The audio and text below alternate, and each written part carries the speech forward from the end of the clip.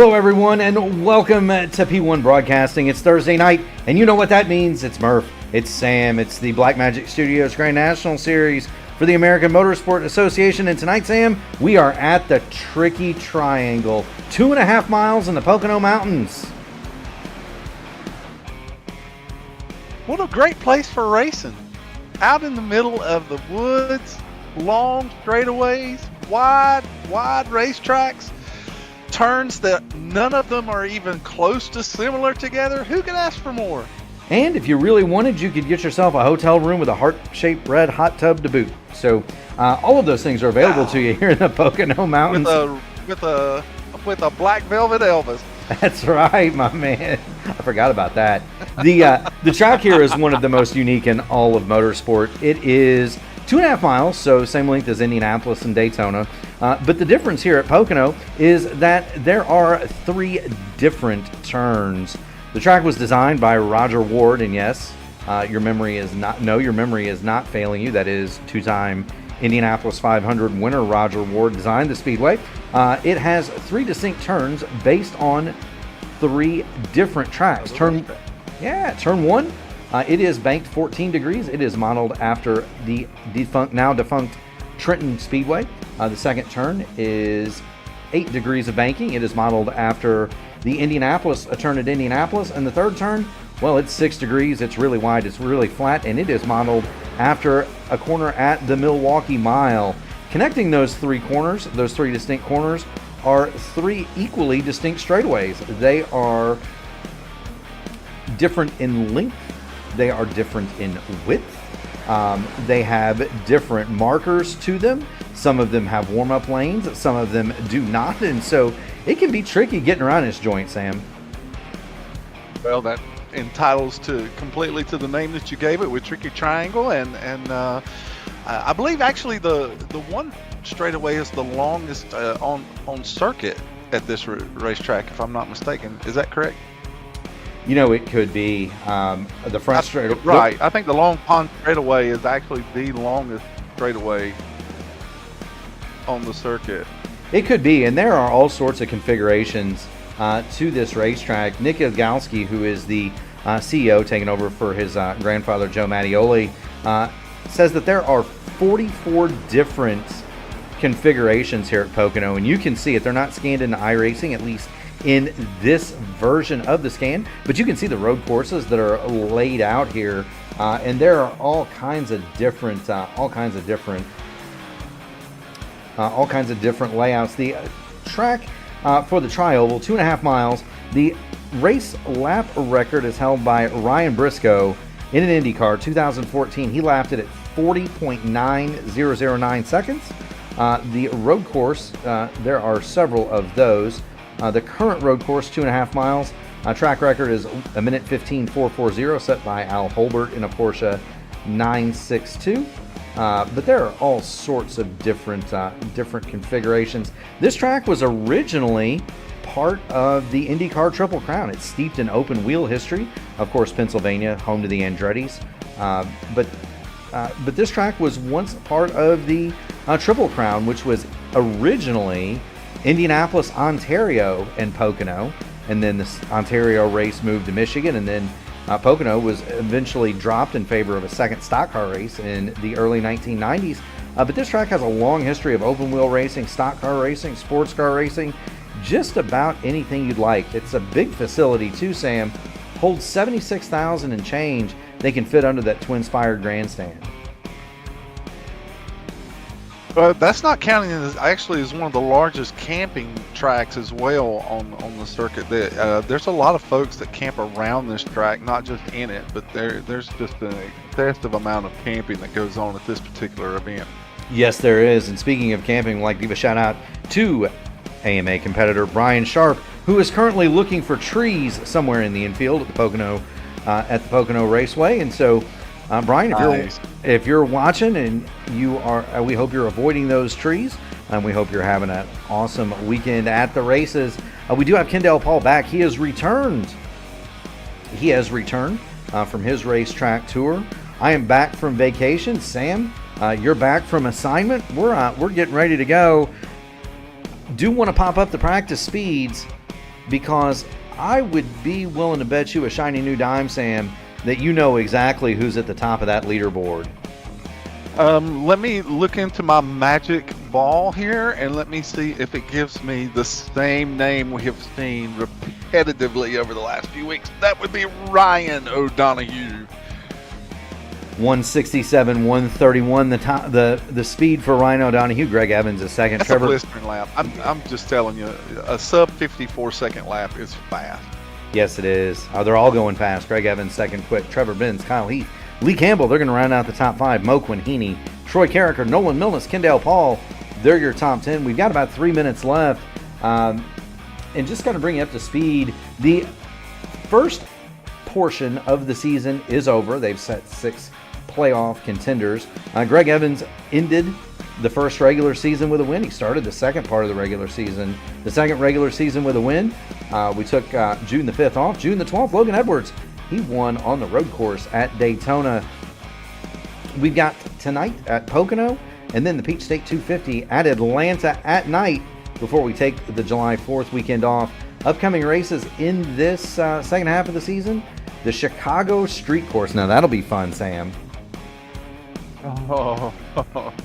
Have you ever? Horses and I do not get along. Have you ever driven on a track that you go down into a corner, you get lost, and wind up crashing yourself into a subway entrance? I've done that at the Chicago Street Course in the sim, and then we're going to follow that with Sonoma. So back-to-back road circuits.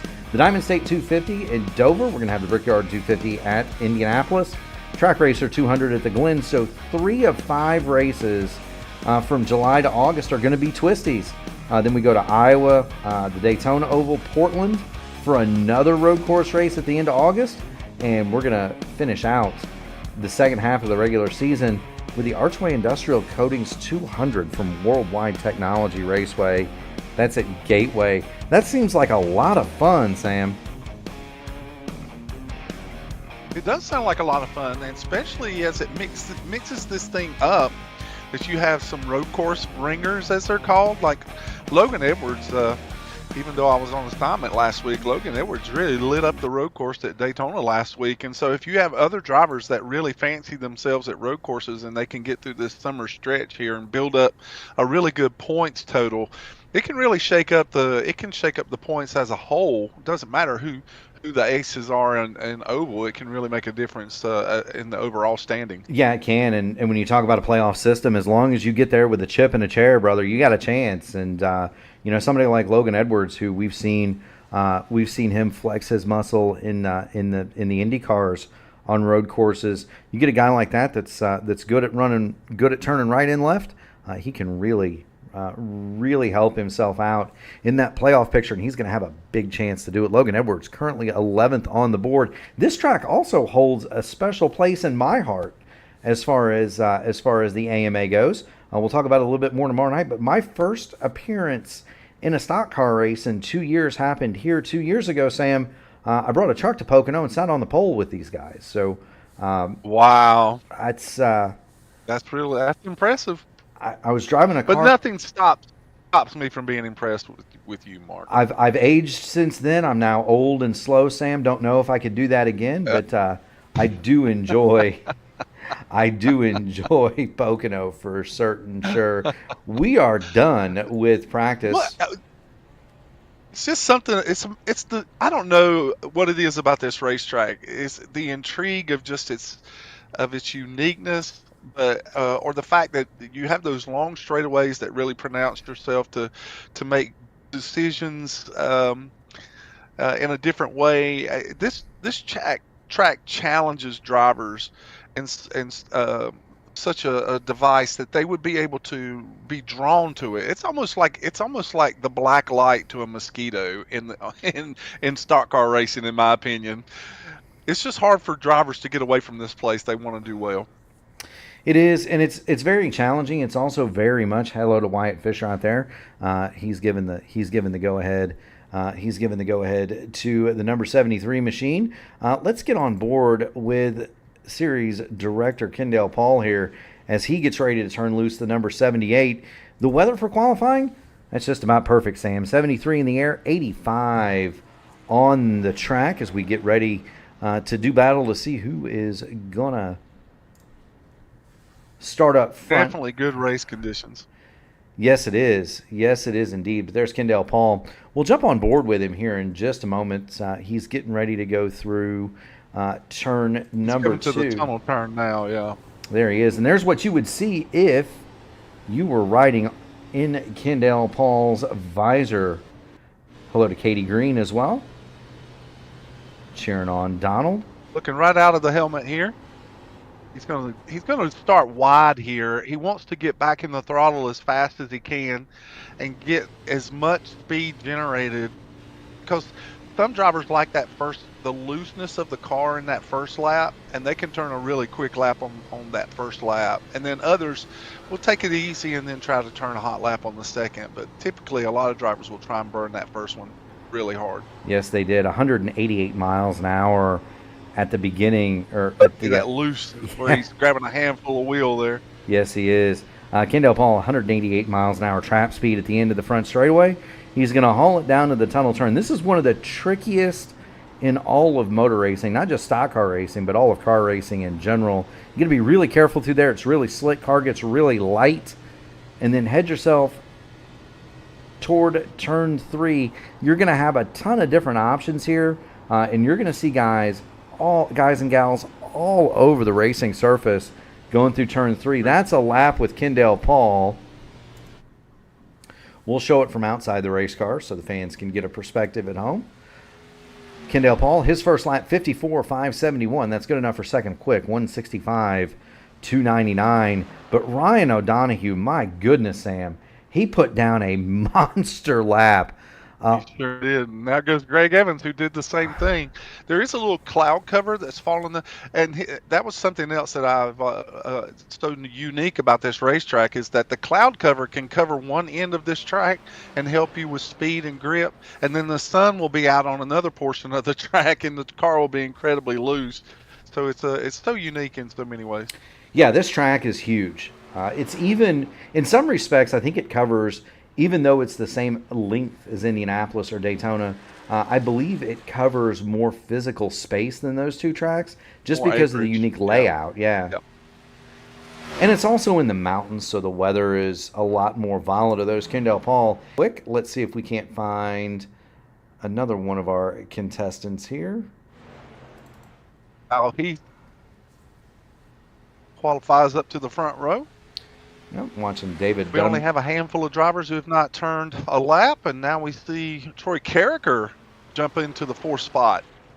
That's a heck of a run for Troy Carricker. 54.463. It really is. Yeah. It's consistent. That's his practice speed. He's very consistent. Yes, he is. Great run for Troy Carricker there. I watch things like that simply because if your practice speed is somewhere along the lines of what you're going to do in qualifying, then there's a good indication there that you're going to try and run a pace that's going to be close to that. And so consistency is so important here, because it's a momentum racetrack, and with all that momentum you have to carry so much consistency, because if you don't and you lose focus even for a moment in one of these corners, you're going to regret it and lose a lot of momentum. Yes, you will. And one thing you don't want to do is lose a lot of momentum in a field that is this big. We've got 29 cars signed in here. Greg Evans on the top of it. A lot of drivers here tonight. Yeah, we got a lot of guys here tonight. Greg Evans is on the top of the board right now. Donald Green is the last car to go. And we'll go ahead and show Donald there. Katie tuning it in. There's the red flag, though. Donald Green not going to make it back around for a qualifying attempt, and that's going to set the field, Sam. Well, there's some familiar names up top, as just as we expected. Good to see Kyle Heath back this week, and Ryan O'Donohue, of course, is always a factor in the top 5 of every race it seems like that we run. He has run into some difficulties over the last few weeks, but Brian is resilient as they come. The one-armed bandit. Probably, I don't even know if he's still wearing the sling. If he's been racing as good as he's been racing with one arm, I think I'd just wear the sling for posterity's sake. Like Horace Grant with the face mask, right? Yeah, exactly, exactly. It may not need it, it may not be required, but just for luck's sake, it might be something that he might want to consider. There you Because go. he was bad fast with that sling on. On the pole with a lap at 166.128 miles an hour. That's Greg Evans, Kyle Heath. The arch rivals, they'll line up 1-2. It's funny how that works, isn't it, Sam? Ryan O'Donohue. It sure is. He's going to go third. He'll be flanked by Troy Carricker in the very brightly painted dummy machine. Carricker will roll fourth. Kendall Paul, Joseph Klein, they're going to go fifth and sixth. Trevor Benz, he'll be eighth. To the inside of him will be the seventh starting spot of Jason Heaney. Logan Edwards, he'll roll ninth. David Dunwoody is going to be 10th. Lee Campbell will go 11th. Justin Osterman, Mr. Excitement, he'll be to his outside in 12th. Brian Wasserman is 13th. Dylan Godnez is going to roll 14th in the 08. Corey Crandall is 15th. Michael Moquin 16th. Joshua Siegfried is 17th. Nolan Milne is 18th. Caleb Jones 19th. And Rick Fowle is back again in the Charteries and Yellow number 10. Eric Corder is going to roll 21st. John Hutchins in the 72 would be 22nd. Sean Merriman, 23rd. Mark Owlett, 24th. Michael Kirk, 25th. Keith Graham, 26th. Vance Fisher, he'll roll 27th from the pit lane. Barry Seaman is out on the grid. Donald Green will get to move up and fill Vance Fisher's spot. He'll go from shotgun on the field in 29th. And Dylan Godnez, is there a penalty handed out there? Yeah, it does show Dylan Godnez with the black flag, at least on the iRacing timing and scoring. So we'll have to keep an eye on that. There he goes. Yeah. Yeah. No, that's Michael Moquin. Dylan Godnez is the only one showing with the iRacing penalty.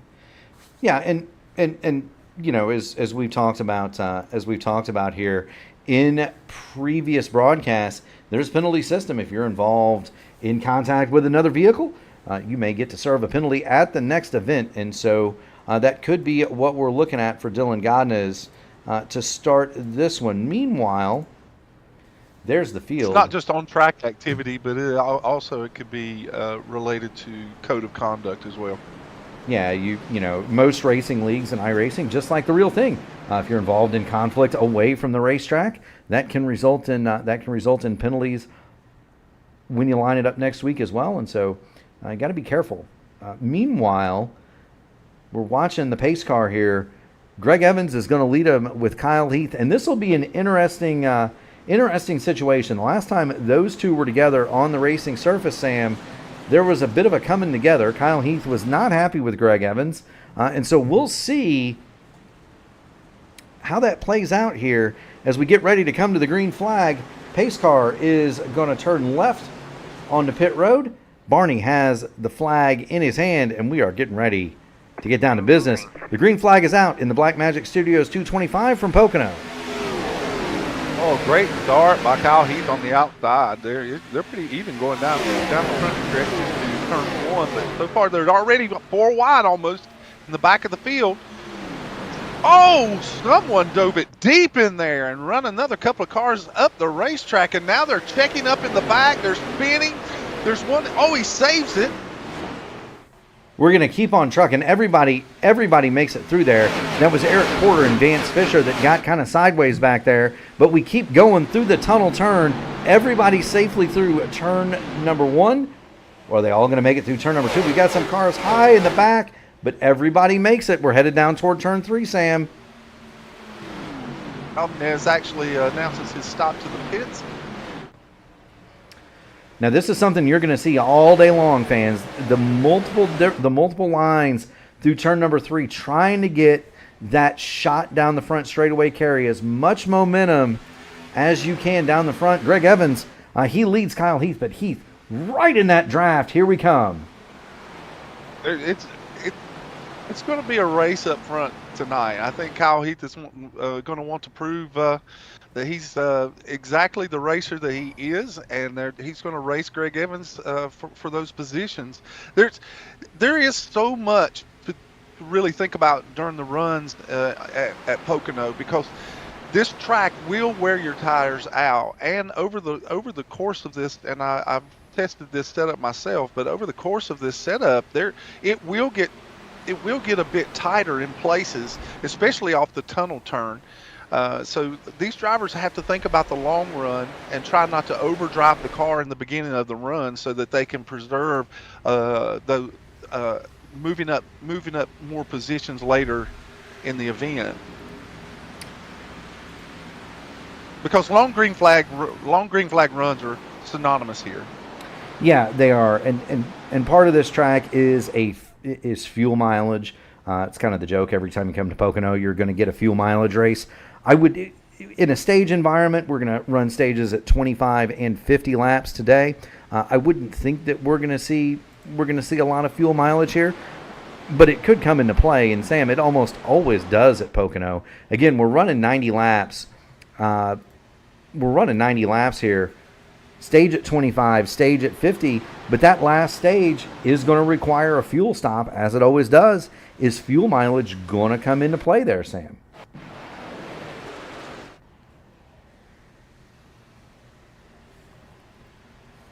I'm sorry, Mark, your mic faded out on me a little bit there, but you were talking about fuel mileage. I've come to find that that this particular track is a little tricky as far as fuel mileage is, in regards to the fact that a lot of drivers handle this track in such a way where they let off way early, so that they can get the car to the bottom of the turns. So backing out of the throttle so much actually gives them more fuel, and you might actually be able to see someone go that last stint without pitting. Yeah, there's gonna be somebody try it. I was looking for battles on the track. To no surprise, Justin Osterman, Mr. Excitement, was up on the outside of Jason Heaney in turn number 1. They're working through turn number 3 now, but Justin Osterman, any way that he can, he's going to try to get to the front. He's lost a spot, though. He started 12th. He's currently 13th. He's been as far back as 14th. So look for Justin Osterman to keep working at Jason Heaney. He gets into the back of Heaney there and runs into the wall. He tries to bump draft him down the front stretch, and he actually catches the wall after he makes contact with the 9. Yes, he does. We're going to jump on board Justin Osterman, looking at the back of that number 9 first gear racing machine of Jason Heaney. We're going to see if Osterman can make the move here. What you want to do is you want to roll through the tunnel turn, get right up on the back end of that, get right back up on the rear deck lid of the number 9, and then you want to make him choose. Is he going to block high? Is he going to block low? And then you want to go the other way. This is a great picture from the helmet of Justin Osterman, though. A lot of decisions have to be made, especially going into 3, as you were saying in the pre-race discussion. These drivers do have options when it comes to 3. A high entry, a low exit will get you a little bit more speed coming off the corner, but again, you risk burning up the right rear. Low entry and riding the middle of the corner and just keeping it down on the line will save a little bit more tire as far as the right rear goes, but it will wear down the front right. So it's just a catch-22 in how these drivers want to approach saving tire. Yes, it is. Do want to thank one of my old rivals, Liam O'Sullivan. That is a competitor in the Velocity Online Racing IndyCar Series. He's out of England. So watching us from Europe. We're also watching car up in the wall. That's going to be Caleb Jones in the number 12, I believe. Got kind of squirrely up through there. Turn number 3. Tagged the wall a little bit, and we're going to see what's befallen Caleb Jones. He was racing right next to Jason Heaney here, and it looks like he just got up a little bit too high going through the tunnel turn, the 12F. Yeah, as I was saying earlier, that's going to be a really tricky corner there, because entry is very important, and then where you pick up the throttle, because if you pick it up too soon, it just wants to throw the car out to the outside retaining wall. It's really, really important that you hit your marks. There you see Rick Fallist and John Hutchins. They hit that corner and do the same thing. The car floats way outside of the racing line. Well, and that opens up the door for cars behind them. It does, and there's not a lot of grip over there. The other thing is, you talk about asymmetrical racetracks and corners that, whoa, that's going to be Joshua Siegfried getting a little bit loose coming off of turn 3, watching Rick Fallas, John Hutchins, Michael Moquin, Joshua Siegfried, Donald Green run along. This is 18th, 19th, 20th, 21st, 22nd back through here. But, you talk about corners that, you almost feel like you want to knock the wall down coming off of them. Turn number 2, turn number 2 at Pocono is one of those. We're going to get on board Michael Moquin here. He's following John Hutchins and kind of watch what I'm talking about. See how it just kind of wants to jump out and smack you coming off of there? If you carry too much speed, and you get a bit of understeer or a bit of push coming off of that corner, it is real easy to smack that thing. You can. Oh yeah. Well, you're so inclined that you want to drive it in deep in that tunnel turn.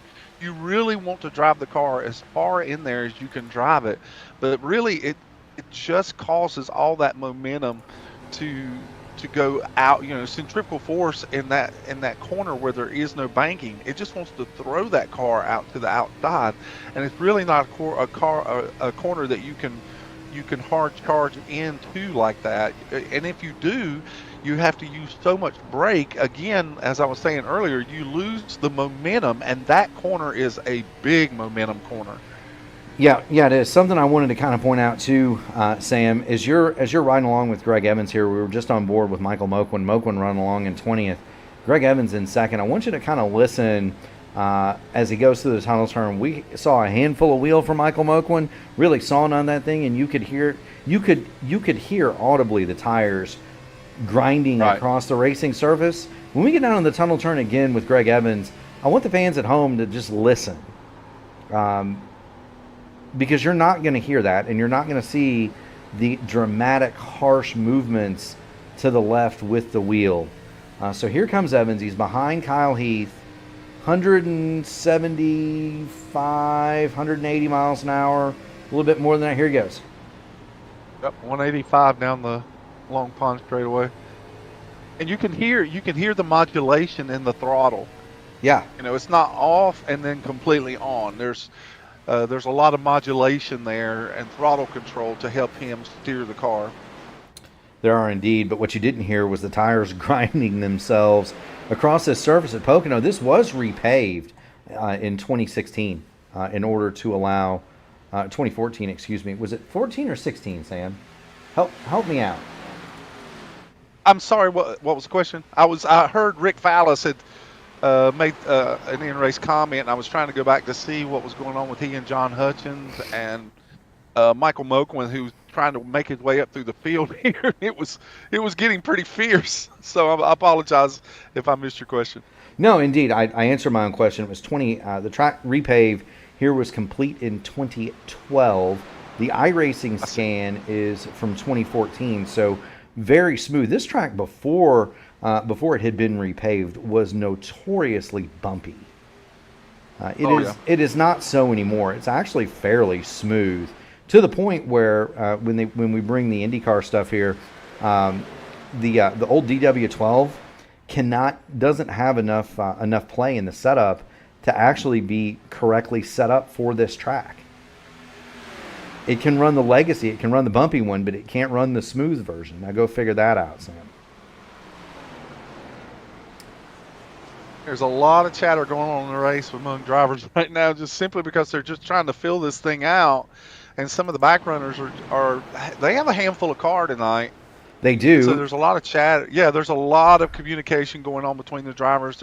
They're being very respectful of each other. There's nothing egregious or anything, but it's really interesting to hear some of the chatter going on between the drivers, just trying to explain themselves and apologizing for anything that they may have done to other drivers. It's really refreshing to be in a league to hear that kind of chatter.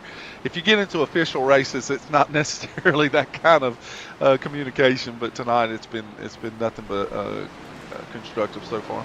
No, it's not. Looking in the back, we had looking further toward the back, we had Justin Osterman, Nolan Milnes. They were side by side now. Joshua Siegfried, John Hutchins Sean Merriman, they're going to go at it. Rick Fallis. And Jason Heaney is about to make his way into the top 10 as he goes inside of Lee Campbell there, and he makes that pass in turn 1. And Jason Heaney has been slowly progressing his way up through the field.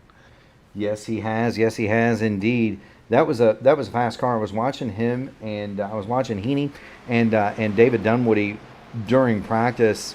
Liked the way that both of those cars were able to race around each other. Most definitely so. Heaney, he's going to slide into 10th, right up ahead of him. As you watch Lee Campbell, he's going to come back to the inside here, Sam. Well, I noticed that Jason Heaney, after he made the pass in 1, he kind of overdrove it into turn 1. It washed up toward the wall. He lost the momentum. And then by the time he got to the tunnel turn, it was the same situation. He just kind of drove it in a little bit deeper, and so the car washed up on him, and so that gave Lee Campbell an opportunity to come back. But it looks like Jason's going to settle back down here, and he's going to work his way up toward the 9th spot. He is going to work his way up toward the 9th spot indeed.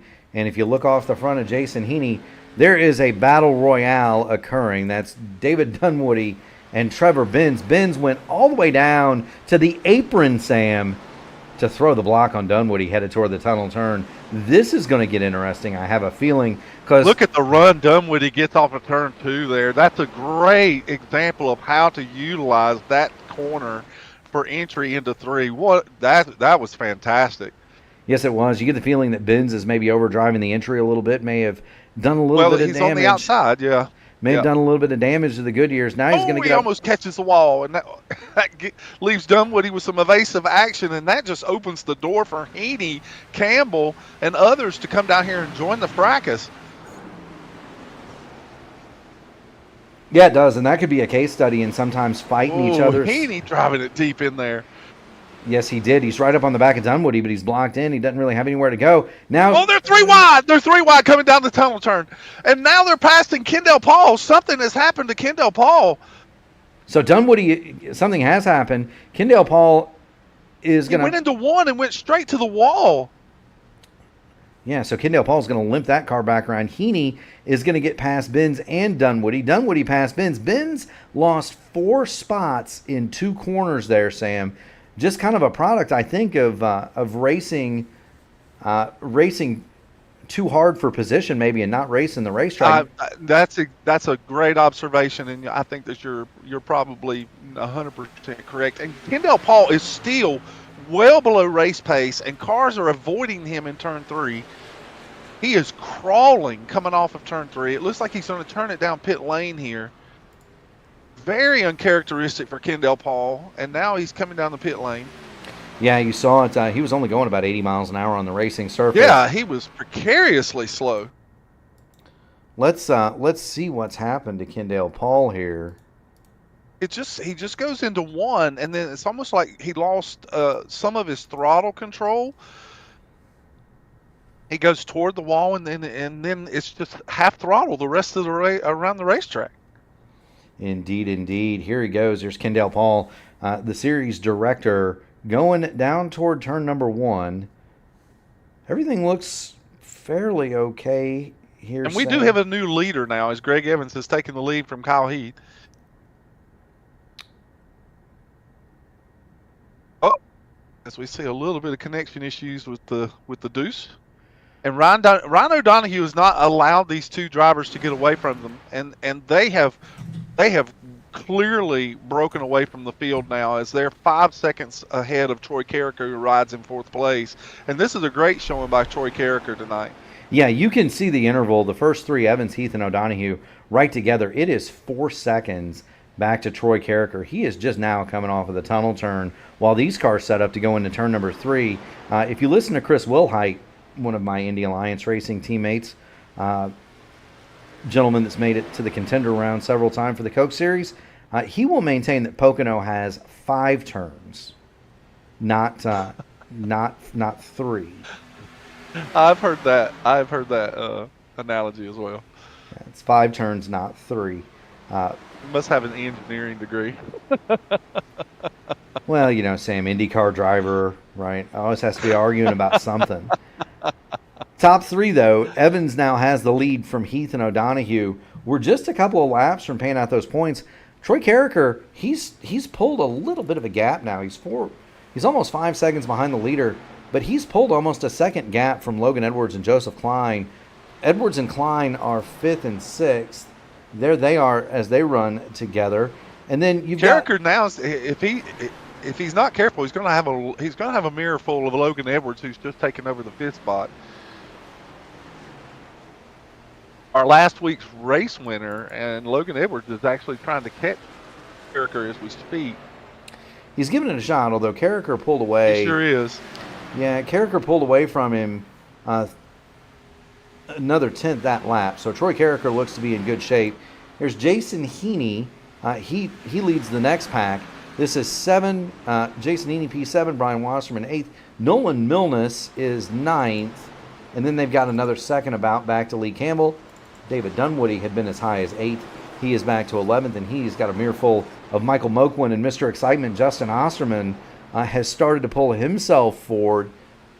But the man of the hour, as it were, is Greg Evans, and he has got a mirror full of Kyle Heath. I think you could really, I've said in the past that I feel like that these two drivers, their energy feeds off one another. They want to see where each.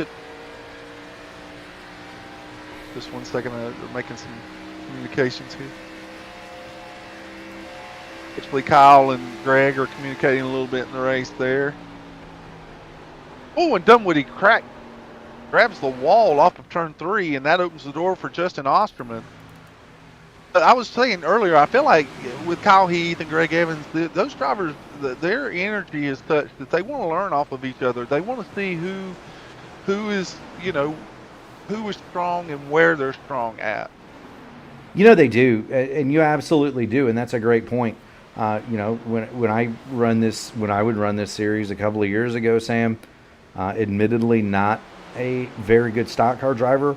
First guy I went to school on was Kyle Heath, and so you absolutely do want to learn off of those guys that are faster, or the guys that are better than you or racing around you. I'll tell you who's really getting an education is Ryan O'Donoghue. He has not moved off the rear deck lid of Kyle Heath or Greg Evans. If I were in the same position, that's exactly what I would be doing. I would just ride behind these guys, save as much tire as I can save, and just try to learn. I would be perfectly content right where Ryan O'Donoghue is. And that would be my approach to this race. He does. As we see, Barry Seaman is now taking his car back to the garage. Has indeed. Like to remind the fans that we are coming up on the first stage break. Lap 25 of this event will mark the end of the first stage. We'll get a competition caution. We would assume that everybody would hit pit road. However, this is a place where if you're up toward the front, Sam, you can pit and not go a lap down. And so going to be interesting to see. Question. Well, at the pace that these leaders are going, some of these drivers might go a lap down. Yeah, there's only you really need to be within about 10 seconds of the leader, and there's only the top. Yeah, exactly. And from 7th on back, they're 11 plus seconds behind the leaders right now.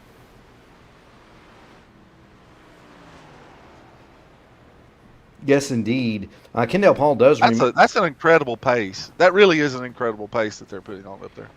Yes, it is. Barry Seaman has dropped out of the event. He would be credited with 29th and disconnected from the server. Kendall Paul does remain on the pit lane, but Kendall has been under repair now for nearly 6 minutes. Dylan Godness did serve the penalty at the beginning of the race, and so he'll get a chance to close back up. He's nowhere in danger of going a lap down. The car that is, though, that's Vance Fisher, and those are the leaders right behind Vance. And the bigger problem for Vance is his lap times here are a full second or more slower than Evans, Heath, and O'Donoghue. He is in danger of going a lap down. Now, he would get the lucky dog, of course. Yes. But you don't ever want to lose that lap, do you, Sam? No, you really don't want to be behind the 8 ball, so to speak, in those regards. You always want to have this inclination of keeping pace with the rest of the field and having your own race within the race. wherever you're running. No one likes to go a lap down, No, but as you were saying, it's nice to have a reprieve in the event that if you do go a lap down, and because he is really in 10 seconds from the next competitor, he would be the lucky dog recipient, and he'll have that recompense to come to him. yes, he will. Looking at the leaders here, Evans, Heath, and O'Donohue. This is the best battle on the racetrack until you get back to this mess. This is Justin Osterman, Sean Merriman, John Hutchins, Joshua Siegfried, P12 through 15. They are all over the speedway, Sam, really kind of getting after it.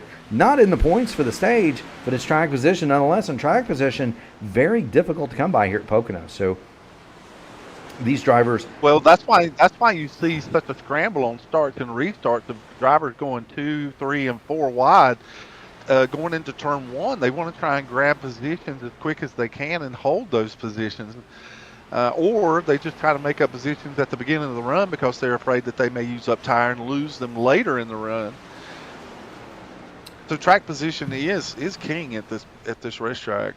It most certainly is. It's really interesting to watch this 4 running together because they're running different lines. Their braking points are different. Look at the difference of how Osterman lets off early, drives in deeper.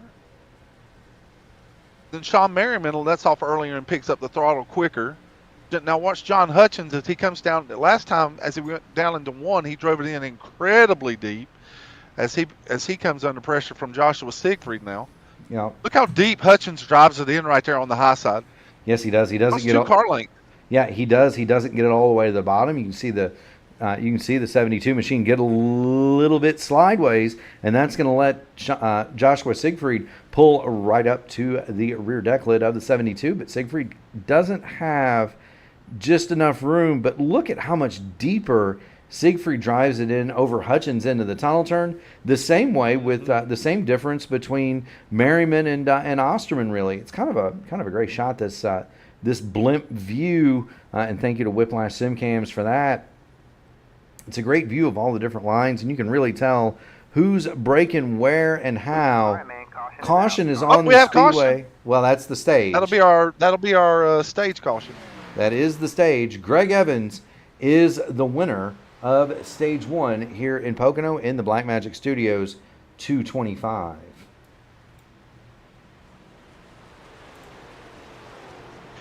Now the arduous task of catching the field, but you've got drivers that are 35, 41, 50 seconds behind the leaders, and so now they practically have to run race speed to catch the leaders. Yeah, here's Eric. Caution. Here's Eric Quarter.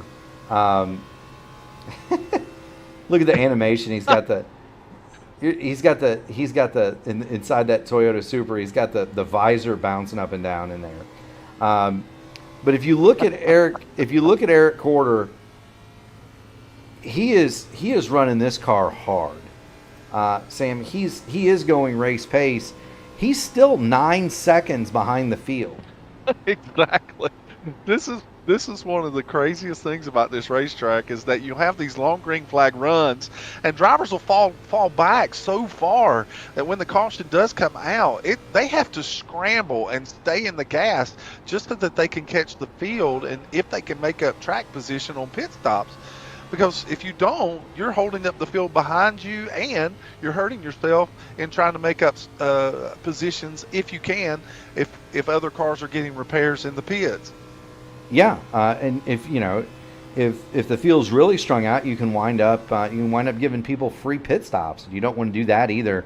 Quarter's still. Yeah. So we've been under caution for a full lap, and Eric Quarter is still. He's still on the racetrack. He's still hot-footing it around. He's still got about another 10, 12 seconds before he catches. And this track has quickie cautions as well. What we determine is quickie cautions, and so there's less lap time for the cars on the track under caution just to speed up the event. he Yeah. can finally see the tail end of the field as he's trying to catch. So now he's finally got it. It took him 2 full laps at race pace to catch the back of the field. And as soon as he gets there, everybody, and I mean everybody, is going to hit the pit lane. Nobody stayed out here, Sam. These cars are screaming for tires. Yeah, no, they absolutely are.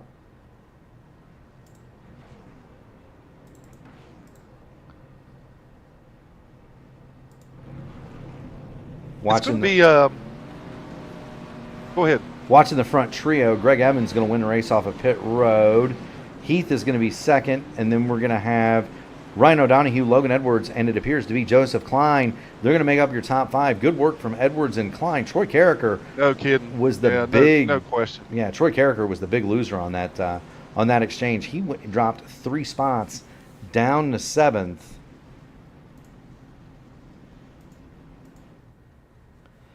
But the front 3 remain unchanged. Greg Evans. He overshot his pit. Ah.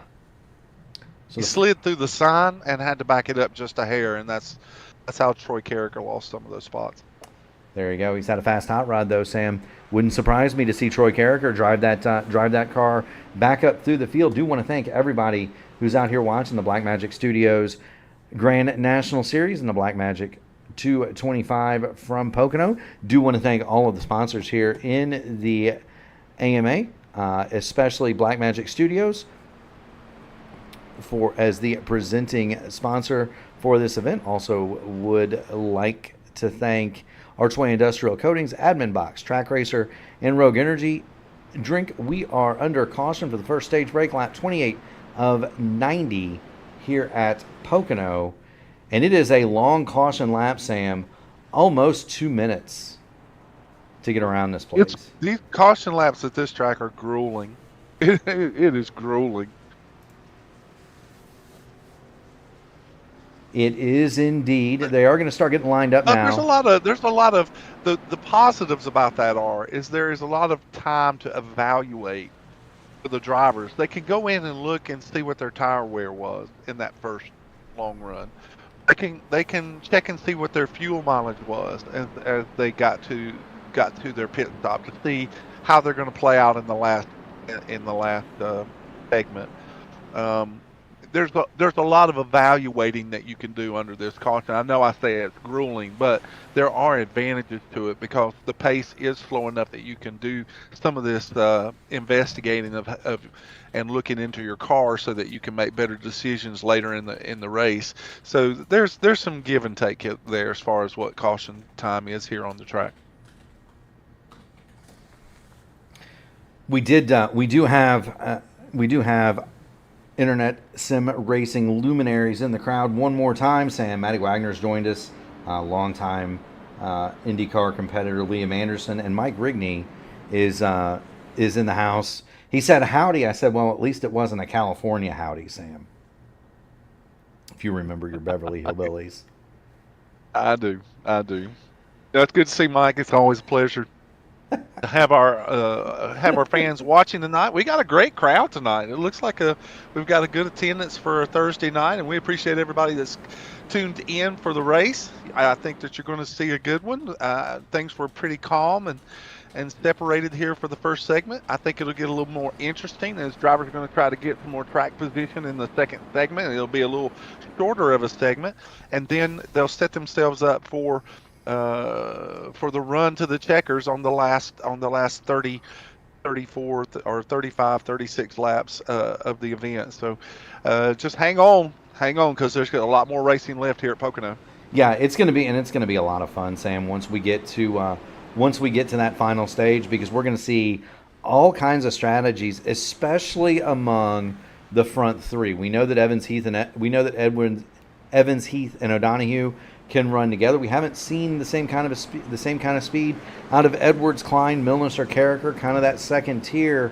But now everybody's got a chance to get themselves in the position to make that run. And Sam, to be completely fair, we've seen the second stage turn out turn out differently from the first on numerous occasions. Guys get a chance, as you mentioned, in iRacing, you can look in your black boxes.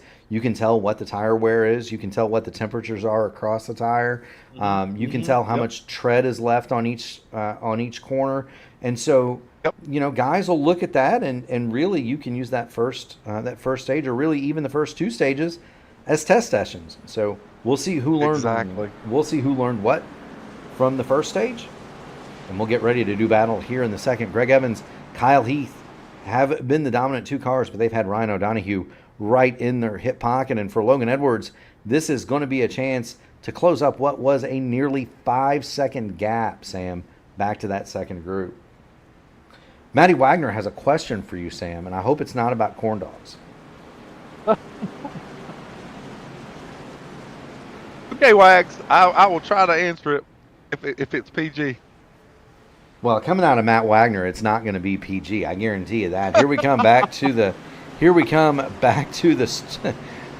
restart zone. Pace car's in, and we'll get into the restart zone as Greg Evans takes a big jump here, and Ryan O'Donoghue is going to follow suit with him. He's actually going to beat Kyle Heath into turn one. Ryan O'Donoghue actually gets a great start behind Greg Evans. Yes, he did. Looking at the back of this field, look at that. Three wide. Oh, Hutchins almost washes up into Rick Fallis. Yes, he did. Look at that perspective that you get from the drones here. Now we'll get up in the blimp, but that's that was a great perspective, and they did get way wide there. Greg Evans gets the drop on Ryan O'Donoghue. Heath back to third. Edwards fourth. And there they are. And Logan Edwards has all kinds of fire. Oh, we have caution on the track. Caution on the speedway. Donald Green around. Let's see. That is Donald in the number 6. And let's see what's happened to Donald Green here. It looks. Trevor Benz was passing as they were going into the tunnel. They were checking. Oh, Siegfried gets hit from behind by Keith Graham, and then that sends Siegfried into a spin, and then Donald Green was just in evasive mode there, and they just started checking up behind them. Yeah, so it's kind of one of those concertina deals. Siegfried gets in the back of Mark Owlett, checks him up. Keith Graham gets in the back of Joshua Siegfried. He goes around. You're going to see David Dunwoody. Dunwoody is going to sneak to the inside. Don't believe he hits anything. I don't think anyone really got any damage that's detrimental. No. We'll look at Donald Green and make sure Donald didn't. Well, now Siegfried, I believe, hit the inside wall pretty hard with the front. Green backed his in pretty with significant contact, but that's to the rear, and we've seen that not make a huge amount of and Dunwoody is actually on pit lane. Well, remember, he had significant damage from earlier, and so Dunwoody's going to take this opportunity to come in and repair some of that. Right, repair. He had spent a huge amount of time under repair under that last caution. He figures he might as well stop. It's tail in the line anyway, and he's already back there, so might as well stop and get it all fixed. Make sure. Yeah, that's another positive about this track under caution. If you do have any kind of optional damage, if you get into the pits, there is plenty of time for the pit crew to kind of fix those things and get you back out on the racetrack. That is another advantage to these long caution flag laps. It is indeed. Wags, I do see your question, but to answer your question, I would have to have a little bit more information. What is your league? So what are we driving? So Matty, how long is the race? So there are so many questions. So Matt Wagner runs the Horizon IndyCar Series here on P1 Broadcasting. Sam, he runs it Wednesday nights. It's IR18s. The setups are fixed. It is all ovals, and it's it's broadcasted really well by Ryan Eric King and really badly by myself. And so highly entertaining. Well, in all fairness, there's two factors involved here as far as inviting me to come and race. Normally, I would accept an invitation anytime from your Wags, but there's two things that come into play here. One is that if I can't race in the ISRA in an open wheel car, I don't think that it would really be doing justice to my friend Mike Rigney if I jumped in a race at someone else's league. And two, Wednesday nights, due to my career choices, Wednesday nights are completely taken up. I can't race on any Wednesday night. But Sam, you will listen to you will catch the rebroadcast of Ryan Eric King sounding intelligent and me not, right? What are you going to race? No, I'm the broadcaster. Boo this man. We did get Mark Cohn to come out and run those. Did get checked in from David Dunwoody. He says he is all fixed, and so that's good news. Nice. That's good news for the Magic Man. Donald Green says he got checked up and tagged from behind.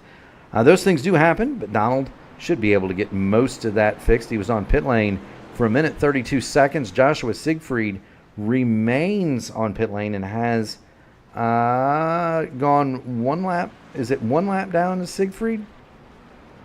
Siegfried is one lap down now, so he remains under repair. Kendall Paul remains in the car, 16 laps down. Barry Seaman is no longer circulating and has hit the eject button on the 55. He will run 29th. So as we come back to green, let's reset the field for you. You've got Greg Evans in first, Ryan O'Donohue second, Kyle Heath, Logan Edwards, Joseph Klein, your top five, Nolan Milnes, Troy Carricker, Jason Heaney, Brian Wasserman, Michael Moquin. They're going to round out your top 10. In 11th, Justin Osterman, Mr. Excitement. So he's passed more cars than I think anybody on the speedway, Sam, and he's made up one spot.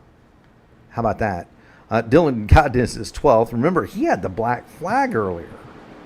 So nice run for Dylan Godness up to 12th. John Hutchins, 13th. He's done a great job working his way back up through the field, yeah. Yes, he has. Hutchins, 13th. Caleb Jones, 14th. Rick D, solid run into 15th. Michael Kirk, Corey Crandall, Lee Campbell, Mark Allet, and Keith Graham. They're going to round out your top 20. Eric Quarter and Vance Fisher, 21st and 22nd. How about Vance Fisher? He managed to stay on the lead lap, as did Eric Quarter. David Dunwoody, Sean Merriman, Trevor Benz, Donald Green have all faced significant repair, but they're on that lead lap. Siegfried, one lap down. Kendall Paul rounds out the field. He is 18 laps off the pace. Now, some of these drivers will, now that this segment is going to be shorter, you may see some of these drivers push the car extremely hard because you're only looking at 15 laps before the next caution. So some of these drivers may feel like, okay, I'm going to get all the good out of these tires that I can get as fast as I can get it. So there may be a little bit more excitement in this particular stage. There may be. There was a lot of excitement going into turn one. Logan Edwards and Nolan Milnes were 3 wide with Troy Carricker there for just a minute. Jason Heaney gets to the outside of Carricker, but Justin Osterman, he's going to sling it to the inside. He gets by Caleb Jones. Now he's going to head to the inside of Jason Heaney. Or excuse me, Osterman headed to the inside of Michael Moquin there. Excuse me. Osterman. And Lee Campbell gets up the racetrack. Oh, they're wrecking coming off of turn 4 or turn 3. Yeah, there's Lee Campbell, and you heard the engine blow on the number 44 machine. And here it is. You got Rick Fallis. He's going to get into Caleb Jones. Lee Campbell looks like he just misjudged the corner. He'll get into the side of... Michael Kirk gets into the back of him. Actually, Michael Kirk gets into the back of Lee Campbell and just kind of pushes him into the corner a lot harder than he expected. Yeah, there you see it. Okay, so there's the shot from the 54 into the 44. Right. And just you can see tire smoke coming off of the 44 there too. Yeah, you sure can. Yeah, I mean it was a pretty good lick. Enough that Campbell really loses. He doesn't have control of the car completely at that particular point. No, he doesn't. And unfortunately for Lee Campbell, he gets it saved. It comes back around on him. He gets tagged by Caleb Jones. And those two cars hard into that outside wall, and I believe that's going to be day done. Also, Donald Green with a black flag on this one. Campbell and Jones both with the meatball. They must. Yeah, there was a respect bit that. of controversy on that restart. There was, Donald Green was being posted that he needed to be behind the pace car after the green flag, and I think it had more to do with how he was coming off pit road and pit road being closed. So we'll have to let the administration sort that out of how they're going to handle it. Indeed, indeed. Under caution one more time, and now you're going to start to see maybe some cars come to pit lane. Maybe they won't. That was Michael Moquin back there. They're playing the fakesies games. Him and Wasserman. Who's going to come down pit road and who is not? They looked like they were going to think about it. Although it doesn't really gain you much here, Sam. You've been under green for what, 5 laps? I wouldn't think. Yeah, maybe 4, honestly, and it may be a little bit of a difference, and it depending on how you drive the car. But 10 laps, and there is an extra set of tires out there. It may be worth the gamble to try and make up as many positions as you can going into the final stint. But then, the flip side of that is you've now burned up. Looking at Michael Moquin, you've burned up that extra set of tires. And come to the end of this thing, you get a caution with about 10, 15 laps to go. You might like to have that set of new tires. So you may wish you had it, exactly. So I never could get that gamble right. I either stay out and everybody comes in, or I come in and everybody stays out, or I take the tires early and there's a late caution and everybody has them and I don't. I never seem to be on the right side of that. Right side of that. It's always a gamble. It really is a gamble. There's been times that I've hit it, and then there's been times I've missed it. It just really is. It's just a toss-up in how it all plays out sometimes. It is indeed. Do want to thank everybody for joining us here in the Blackmagic Studios Grand National Series. We're watching the Blackmagic Studios 225 from Pocono in the AMA, American Motorsports Association Grand National Series. Do want to welcome everybody to the broadcast, and it is another stellar crowd. We'll be back next week for this series, the Peach State 250. That's from Atlanta. We're going to take July 4th weekend off here in the AMA, and then the road course season begins. Chicago Street Course and Sonoma, July 10th and 17th. Mark your calendars for those. Meanwhile, on the truck side, tomorrow we're going to be here at Pocono, and so you'll be able to see many of these drivers, as well as some different ones. Right here tomorrow night, Sam Crow and I will be here 8:20 pre-race, 8:35 start for the Explore the Pocono Mountains 175. And then, Sam, they're going to take the trucks to one of the more interesting tracks that we're going to see on any stock car schedule. It's going to be Lime Rock Park on June 27th. Love that place in the trucks. It's going to be It's going to be a ton of fun, Sam. They're going to take the entire month of July in the trucks off. So you and I and the rest of these drivers are going to have Friday nights free in July.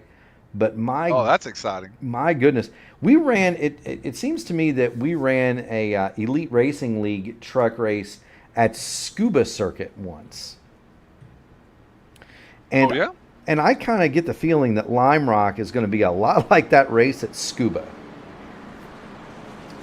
Very tight, not a lot of room to get the truck wound out. Not a huge, not a lot of. Well, there's not a lot of places for overtaking there. It's going to take that track is technical, short, and it's going to require a lot of patience.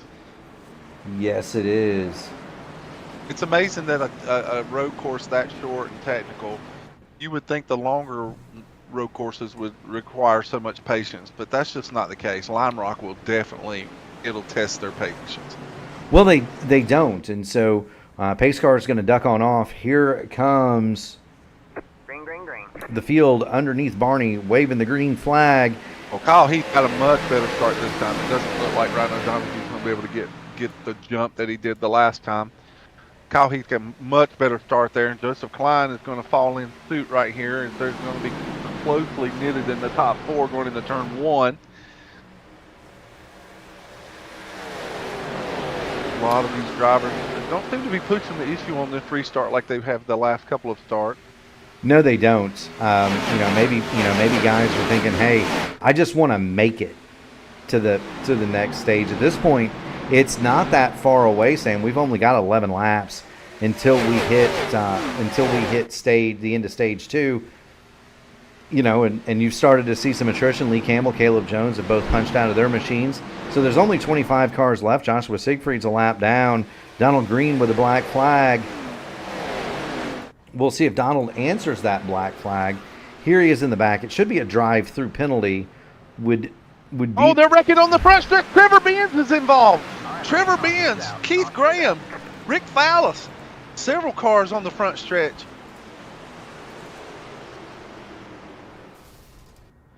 Trevor Benz has blown the engine in the number 3 Chevrolet, and let's see what we've got. Coming off of turn number 4. 2x2 in front of him, Michael Kirk. It looked like, I don't know. Well, Benz is going to. It looked like Trevor went low and then came back high, and Michael Kirk was there. Maybe he thought Kirk had the momentum going high, and he was trying to give him the high line, and then Kirk went low, and then it was just a misjudgment there. It's really hard to say. It is, and of course we are not the stewards. Here's another look at it.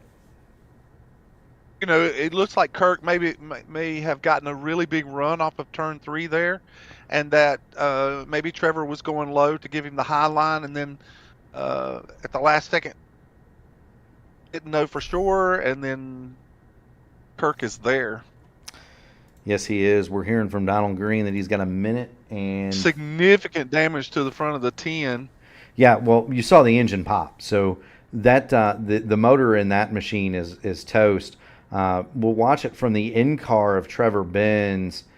Here he comes. You see him start to slide up. Michael Kirk is there, hits the outside wall, and around she goes. Watch the tack. It's going to go right to 0. And that means that the motor is done. And so Trevor Benz is going to be out of this race. Donald Green had said his penalty was a minute and 31 seconds. But the good news, Sam, if there's any good news for Donald out of this whole affair, is that caution flew while Donald Green was on pit lane, and so a minute 31 would have normally been a 2-lap penalty. That gets chopped in half. He's still got a chance at this one. Brian Wasserman has disconnected off of pit lane. He's going to be scored in 22nd, 23rd spot. 24th would be where he finishes. So Siegfried, he's going to get a lap back, and if Donald Green can keep it on the road here, he'll be right back on the lead lap whenever we go to get our final stage. And we're going to see some guys in the back. Now's where I think you're going to take that. Yeah, take advantage of that extra set of tires. And, of course, like Rick Fallis, who was involved in that incident, he's going to have to get some repairs to that Chevrolet just simply because of how much damage he sustained on the front end. Yeah, and this Rick Fallis is actually, he's got something exciting going on with him at the end of July. He is sponsoring an ARCA car that's going to be driven by the Health Markets Insurance Group, and he actually has his likeness on that car, and they'll be racing at Maples Motorsports on July the 25th. So just kudos to Rick Fallis and his involvement in ARCA racing. Absolutely so. Getting a good look at Rick Fallis and the Marty Robbins throwback. Of course, it blinks out on us, so we don't get a good chance to see it. But, now you see it, now you don't. That's right. There's the front of the field. Greg Evans, Kyle Heath, Ryan O'Donohue, Joseph Klein, Logan Edwards, your top 5. Then it's Heaney, Milnes, Moquin, Carricker, and Godness to round out the top 10. John Hutchins. David Dunwoody made it all the way back to 12th. After having his damage repaired. He has said that his car is very fast, and so we'll see how much more he can make up. Do want to keep an eye on Merriman Crandall and Rick D, because those cars are going to have fresh tires, And I would bet you a shiny new dime, Sam, that those guys are going to stay out when the stage break comes. They're thinking there's no way they can make it on gas. They're going to take their stage caution now and start up front and maybe pit a little bit early, earlier, take advantage of some fresh tires and maybe be at the front when it comes time to decide the trophy. What do you think about that? I still think that there's going to be drivers that can make it at the end. So Sam, that's my personal feeling. So Sam disagrees. He says that there are guys that can make it, that are going to try to make it, and that's the beauty of Pocono. You can save, if you want to save here, you can save a ton. You can, fuel. And because you can back off so much, it plays so interesting because you can back off so much and lose time and not go a lap down. But the leaders, if they can keep pace and hard charge, they can get out far enough that they can pit and still come back out and race you after a pit stop. So there's a lot of things that can play out. Yes, there are indeed. Looking, kind of wondering how these guys up front are going to treat this. Evans, Heath, and O'Donohue have been the class of the field. Klein, Heaney, and Edwards have formed a solid second group. Michael Moquin has kind of finally gotten to the front, as has Dylan Godness. Godness, if you'll recall, started this race with a drive-through penalty, and so he's clawed his way all the way back up. And then, of course, you've got David Dunwoody. He was in the fence not too long ago, has his car repaired. He's made his way back up to near the top 10. Troy Carricker, he ran fourth in that first stage. So there's some fast cars that have dropped back a little bit. And then, of course, you've got Mr. Excitement, Justin Osterman. He's sitting in 14th. I don't think he'll be there very long, Sam. It just depends on how it plays out. If these cars get racy and 2, 3, and 4 wide going down the front stretch, those cars with fresh tires are going to have to wait till the smoke clears, so to speak, before they can really utilize those tires. Yes, they will, and here we go. Dunwoody already looking low. There is David Dunwoody. He's going to drive around the outside of John Hutchins. And here he comes, right up on the back of Troy Carricker. Carricker is looking to the inside of Dylan Godness. Keith Graham gets a handful of race car coming off of turn 1. He's down on the apron, but he moves out of the way so faster traffic can come through. Now, did want to point out that while they have repaved the racing surface here, you saw Keith Graham getting tossed around down there on the apron. They repaved the racing surface. They did not repave the apron. It is it is definitely a roller coaster down there. To the point where if you hit those just right, and don't ask me how I know this, if you hit those just right, you can launch an open wheel car out of this place. It would certainly be an Evel Knievel experience for sure.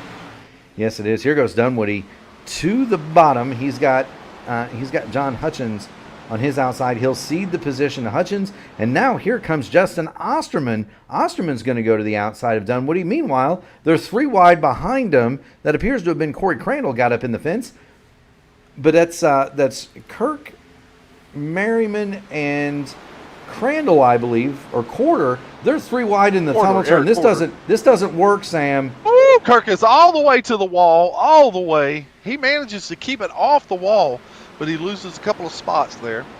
Yes, he does. That's going to open the door for Corey Crandall. Crandall's going to go to the inside of Eric Quarter, so move the 35 up to 15th, Quarter to 16th. Michael Kirk, the big loser in that one, he went from 13th to 17th, and he may have tagged it. He got awful close, Sam. Sean Merriman up to 14th. The leaders, though, we've seen this movie before, Sam. Evans leads. Heath leads O'Donohue. This time, though, Joseph Klein is staying pretty close.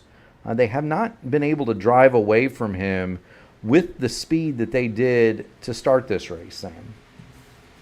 Well, with the impending stop on lap 50 that's ahead of them, why not? Why not be Joseph Klein and just say, I'm not letting them drive away this time. I want to see how hard I can push this car so that I can keep pace with them and how long I can keep pace with them. Yeah, it's a good test session. Meanwhile, Michael Moquin. It really is. Michael Moquin to the outside of Nolan Millis, and Moquin very high through turn number 3. He gets a huge run, though. He's going to turn it left, go to the bottom of Nolan Millis, and see if he can't make that move going into turn number 1.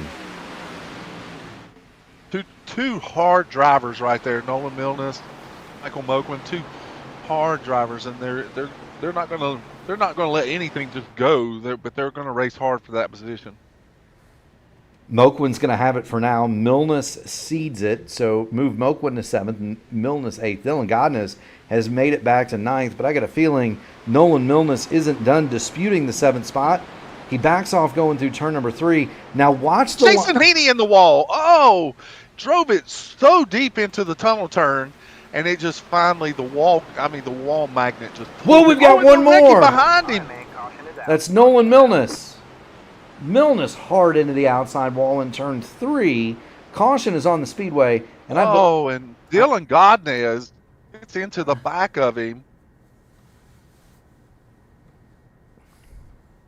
Oh, and yeah, I don't know. Maybe Godnez just misjudged the entry there. Milnes was backing the corner up a little bit, but you've got to be conscious of the car in front of you. Milnes says that he wasn't doing anything different. They're discussing it a little bit in the server, and so Milnes is saying he didn't feel that he was doing anything differently. You know, it could have been one of those. Godness has his own only view about the incident, but still, nonetheless, Nolan Milnes is clearly in the loser in this exchange. Well, I think Nolan Milnes had drafted right up on the back of Michael Moquin, and he lifted, to make the tunnel turn. He might have lifted a little bit earlier than Dylan Godnez was anticipating, and Godnez, gets him in. Those are things that we've pointed out earlier in the race. Is that different drivers have different points where they let off, that they may, if they use the brake, where they may brake, and different points where they pick up the throttle, and you have to be conscious of that. You have to always be aware of the driver in front of you, that he may not be running the same exact marks or points on the racetrack that you're running. Yeah, you most certainly do. That's kind of why I kind of like to peek out a little bit on entry, just to make sure. Peeky boos. That's what we call them. Yeah. One, it lets the guy, usually most drivers are going to check your mirror before you go down, right before you lift in any given corner. So if you kind of peek out there a little bit, they might see a little bit better. The other thing is, it gives you a chance to avoid that and get on the binders before you get to the corner. If the guy lifts a little bit earlier than you're expecting, because that hit was pretty square, Sam. So. Yeah, it was, and again, it's just about race awareness and making sure that you give yourself at least a little bit of room for error. Like you said, we're not holding anyone fault here. It's just observations on our part as racers ourselves and how we approach it. Just to let you know that the administration has actually deemed that this will be our stage break now, and so the admins have thrown out an extended caution that will be several laps. So just letting the fans know if they're wondering why they're under pace speed for 4 or 5 laps here, that is why, as we're under our stage break, and we're going to be leading ourselves into the final segment. Yes, indeed. So it's going to be Greg Evans from Kyle Heath, Ryan O'Donohue, Joseph Klein, and Logan Edwards are your top 5. We will return right after these messages from Blackmagic Studios, the official sponsor of the AMA Blackmagic Studios Grand National Series.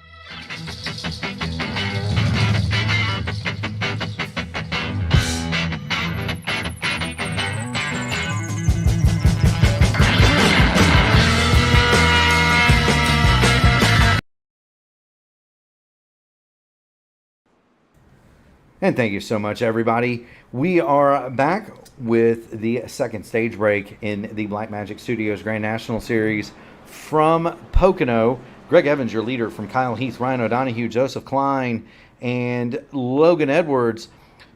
Let's see if we can't find us a driver or two, Sam. Once pit stops have happened. I'm sorry. What has Wagner done now? No, it's not Wagner. Race control they have deemed to keep the caution out and keep the drivers on the track, and just for order, they're making sure that the drivers don't pit until the allotted stage pit, which would be at lap 51. So they're keeping the drivers out on the racetrack, and so the administration is letting the drivers know that we're going around one more time, guys, one more time. And Kyle Heath just started to dart toward the pit lane and said, guys, I just can't hold it anymore. I gotta go. And so I just lost it. Only Kyle Heath could bring that kind of entertainment. But he's toughing it out. He's back out. He stayed out on the racetrack. And so we may see, just for the fans that are watching, you may see the 13 go to the back of the field at the end of this run of pit. Well, poor Kyle, he's been known to enjoy a refreshment during these races. Doesn't affect his ability at all. He's a very tough competitor, but be mindful. These are long caution laps here. It takes a couple of minutes to get around Pocono. If I were Kyle Heath, I might have just taken the longest line penalty, which is what it's going to amount to anyway. Well, if he'd have pitted there and came back out, yeah, he may have entered a closed pit and then been held for 40 seconds actually. So it would have, and he would have taken that penalty under green. Yeah.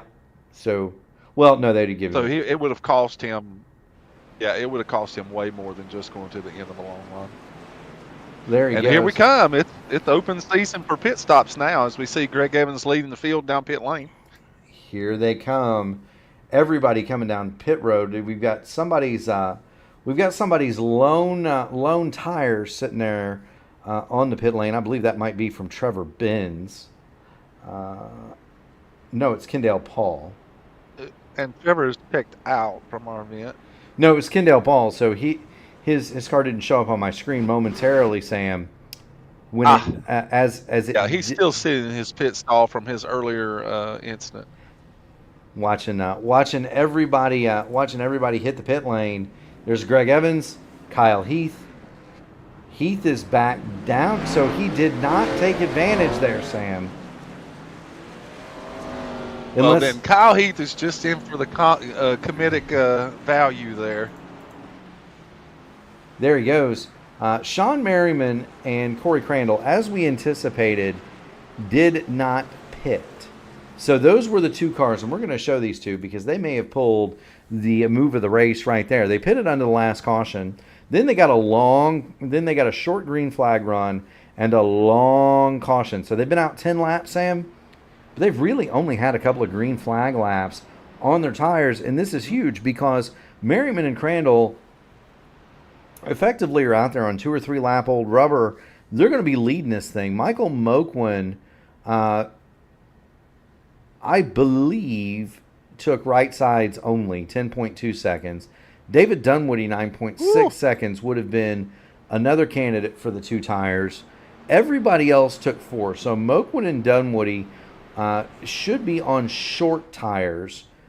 Evans, Heath, O'Donohue, Klein, Logan Edwards, everybody else. The first on fresh tires. Yeah, they're going to be on freshies. But remember, Merriman and Crandall, they've got a few green flag laps on their tires, maybe 2 or 3. Right. Moquin's got right sides, as does Dunwoody. Evans, Heath, O'Donohue, Klein, and others. They're on complete freshies. What you'll see is that it's not on the initial restart. You're not going to see a big difference in tires as far as the launch on the restart. what you're going to see is that once they start hitting these corners, how 4 tires can make such a difference. Now, you've got someone like Michael Moquin who took 2 right side tires. That can actually loosen this car up even more than what the track temperature may be at this particular time, and it's 100 degrees on the racetrack at the moment. So taking only 2 right side tires can loosen the car up, and so you have to watch Michael Moquin and make sure that he has car control here and that he's able to maintain that spot. It will give him some speed, but it will make the car skate a little bit. Yes. I've noticed that Jason Heaney, who caught the turn 2 wall under one of those brief green flag runs in the second segment, we called it out during the race. He caught the turn 2 wall coming out of the tunnel turn. He actually stayed in at that pit stop and got all of his repairs, and he also just jumped back into the pit lane and topped off again. So, I think that there are drivers that can make this last run. There may be, and there's certainly going to be, Jason Heaney thinking about trying it. We know that Merriman and Crandall are not thinking about making it. They're definitely banking on more cautions, more pit stops. Another caution, yeah. Yeah, more cautions, more pit stops. Here they come, though. We're going to get down to business. Barney's got the green flag in his hand. Pace car is going to turn it left on the pit road, and we're going to get this. We're going to get this party started, and let's do it. Green flag, green flag. One more time. Thank you so much, Shelby. Big jump by Merriman there. That's the advantage of being able to start, get these restarts. There is that restart zone. You can get a big advantage. Crandall driving it in deep on the high side. Yes, he is. See how loose Michael Moquin is right there? That is 2 tires. The car is extremely loose with that. We've got a car 2-tire around stop. in the back, Caution is on the speedway. No, it's not. No caution. Donald Green hard in the outside wall. He's going to alt F4 out of here. Donald Green does not bring out the caution, and that is huge. Meanwhile, Greg Evans has gone around Corey Crandall. He's going to set sail for Sean Merriman in the lead. Merriman, though, is making that work, but I don't know for how much longer. Kyle Heath all over the bottom. He's going to dive to the inside of Crandall. He'll get to third momentarily, and here comes Greg Evans. He's not going to be able to get to lead down in the front. He just wants to get a little sniff of draft off of Merriman here. And he'll look inside of him going into turn 1. Merriman will give him just a great racecraft there with Merriman. Oh, and Crandall driving it in deep again into one. Almost collects Merriman. He goes up to the top of the racetrack, and that's going to cost him 2 more spots. Yes. Well, now drivers are getting a little protective. You're seeing Joseph Klein is trying to follow in the footsteps of Ryan O'Donoghue here, and now Kyle Heath is going on the inside of Merriman. Whoa, Crandall hard in the wall. Dunwoody in the wall. No, that was Corey Crandall that got the wall. Dunwoody is going to drop to the inside. Ryan O'Donoghue was able to take some evasive action to get around Corey Crandall, but that's the battle back here. Crandall in all sorts of trouble on those old tires. He's now fallen into... he just gets so close there. He's just got a handful of race car. Now all these drivers are trying to avoid him. Well, and he's trying to stay out there as long as he can. The longer he stays out, the better it is for him. But now he's got Mr. Excitement, Justin Osterman, to his inside. Joseph Klein's going to try to follow suit. You've got the 99 of Joshua Siegfried here comes down Troy there. Carragher on the outside. Yeah, and Troy Carragher, that is not a slow machine. He finished 4th in the first stage. Oh, no. He's been running top 5 a lot tonight. The issue for him, though, is he's stuck behind the jam car on the old tires.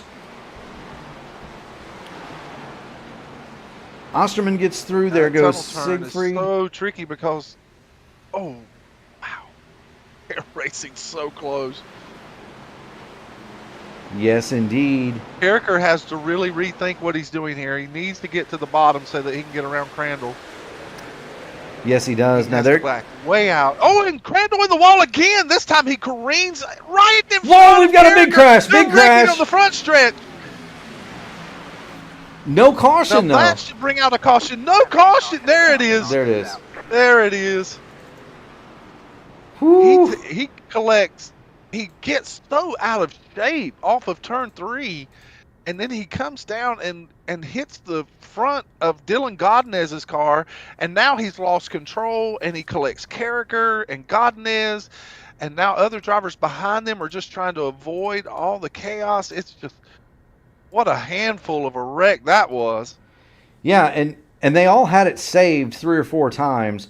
Watch Crandall. He's the Yeah, car. that's true. He's the 35 up there. He's swerving, or he's swerving back and forth. He absolutely demolishes poor Dylan Godinez coming off the corner. Godinez and Carragher get together after Carragher had been Carragher's hit. just trying to avoid the 35, who's that completely out of shape. Yeah, he is. And the crazy thing is, Corey Crandall, he doesn't really hit anything hard. Neither does Troy Carragher. He'll be able to get that fixed. Boy, Dylan Godinez can't say that. No, Dylan Godinez, he hit that baby a ton. Not only that, let's get on board with Godinez here, just so you can kind of see the perspective. And remember, this is halftime. But there's the hit for Crandall. There's the first hit. Godinez gets it saved, and he's thinking, man, I'm probably going to be okay. I'm probably okay. Now I'm not okay. Now I'm not okay. You are so accurate with that. It may sound comical to some people as they're listening to us say it, but the truth of the matter is that's what's going through our head in those instances. I saved it. I didn't. You know, and then there's times where you look at a guy and you know you're going to hit him, and just and the line from Days of Thunder, this is going to hurt, pops into mind. This is going to hurt. Get your cameras ready. Well, Shelby Carragher, thank you so much for the tips that you've thrown into the chat. We appreciate it. We're hoping that Troy's been extremely fast tonight, and we're hoping that the damage that he sustained in this particular event is not bad enough that it's going to deter him from having a good finish. So we're going to see how it all plays out here in just a few laps. And now I would confidently say that fuel mileage is off the table at this particular point. Yeah, I don't think we're going to see a fuel mileage race at all. I guarantee you, we're going to see some guys that stayed out on that caution come into pit lane. There's the initial contact, and poor Troy Carragher, he almost has this miss twice, and finally he succumbs to the swerving cars in front of him. But the good news is that we're under caution. We're going to get a chance to pull these cars down pit lane, and pretty much everybody outside the top 10 has elected to come down pit road. Not a bad call, in my opinion. No, I mean, it's not. There's really we don't know yet. How's that? Hank the Tank checking in. Corey Palermo also rooting on Donald Green. Fuel mileage out of the equation. Just take fuel mileage out of the equation in this logic. Is that if you come back in and there's a setting in the iRacing settings where you can leave when you go in late in the stages of a race and you pit. iRacing will only fill the tank up to what you need to finish the event. That's all they will fill it up. They will. You can turn that off, or you can manually set that to give you more fuel.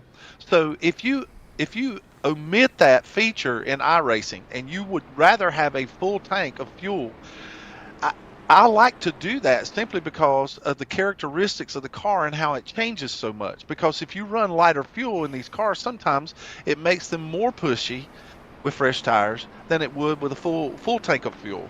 And so some of these drivers may be bringing that into play, is that they want that full tank of gas just for the grip in the long run. Yeah, it's one of those. It's one of those and things. If there's a green-white checker, you can stay out on the racetrack. It is. It's one of those things in a fixed setup race. That's the only real way that you have to adjust the automobile is to. It's the only way you have. Fuel load. Yeah, it's fuel load and tires. If you take 2, Yes, sir. As opposed to 4, it'll loosen the car up a little bit. If you take right sides or lefts, it'll make it a little bit looser or tighter depending on which side you take. Lighter fuel heavier fuel obviously will adjust the handling of the automobile as Sam had described. And so, Right. there's different ways that you can do this. Ultimately, what it boils down to is Greg Evans, Michael Moquin, David Dunwoody, Ryan O'Donohue, Justin Osterman, your top 5, Logan Edwards, John Hutchins, Keith Graham. Vance Fisher has made it to 9th, and Mark Owlett. And we see that Kyle Heath has succumbed to 10th. his bodily functions. Yeah, we see that Kyle Heath has decided that he couldn't last any longer. Everybody from 11th on back stopped under that last yellow. Kyle Heath, after a trip for relief, is now 17th, and so we'll keep an eye on Kyle as he attempts to get back to the field. We'll also be keeping an eye on Troy Carricker. Carricker had been up front most of the day, caught up in that last accident. He was on pit lane a minute, just a little under a minute and a second, and so I would venture a guess that means he's got all that fixed, Sam. Oh, there's a good possibility he has all that fixed. Yeah. Yeah, so 2 fast hot rods, 17th and 18th. We'll keep an eye on them. We're going to keep an eye, too, on Michael Moquin and Greg Evans. They're getting ready to follow Barney off and get ready to go back to green flag action. And, Sam, let's watch it from the Mike Rigney seat one more time. How about that? We'll get all the way up. Oh, to that's the top always of a the great tower. view. Yeah. Yeah, that's a great view. Big jump by Greg Evans here is that we were finding that the leaders get these great restarts. Again, Michael Moquin may like a loose race car, and so with those 2 right side tires, it would give him an opportunity to maybe take advantage of that setup. And you can see the car's a little bit free there on the high side. I love Sam's Ryan optimism. O'Donohue looks on the inside. I love Sam's optimism. He looks like a wingless sprint car at Eldora, and Sam says it's a little loose. David Dunwoody has moved into 2nd place. Some drivers like it. They like the car that free, and they can drive it that way. And so I've seen drivers that actually drive it with 2 tires just simply because they like the feel of the car. That may be so, and I'm not going to say I dislike it. What I've come to learn, though, is as the car slides like that, it's not fast. It wears more tire. it wears the tires out, but it's just not fast because you're losing you're losing speed with friction. Right. The wheel spin will cause you to lose speed. You have less grip when you have less adhesion. That is very true. Well, that's the same statement. You have less grip when the tire is spinning and not grabbing. Yeah, and there are different things, and we could get really into the weeds and Sam and I could have a grand debate about slip angles, and there's a way to drive these cars kind of like that. That's way above my pay grade.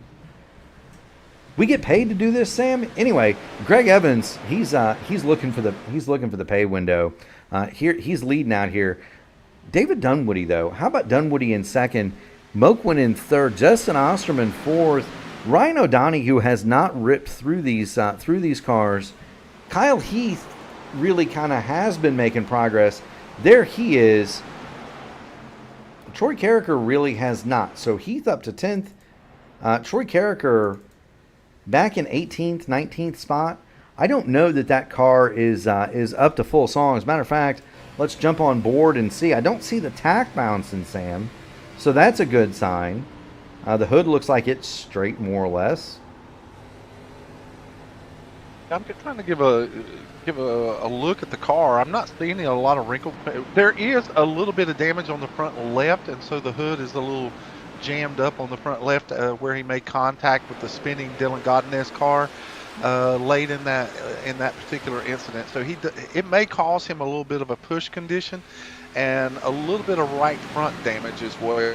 So they may not have been able to fix every bit of that damage that's on the 94 car. Well, and some of it you may not be able to fix, and that's part of it. But Troy Carricker, he's made up a couple of spots. He goes past Mark Owlett, Eric Quarter there.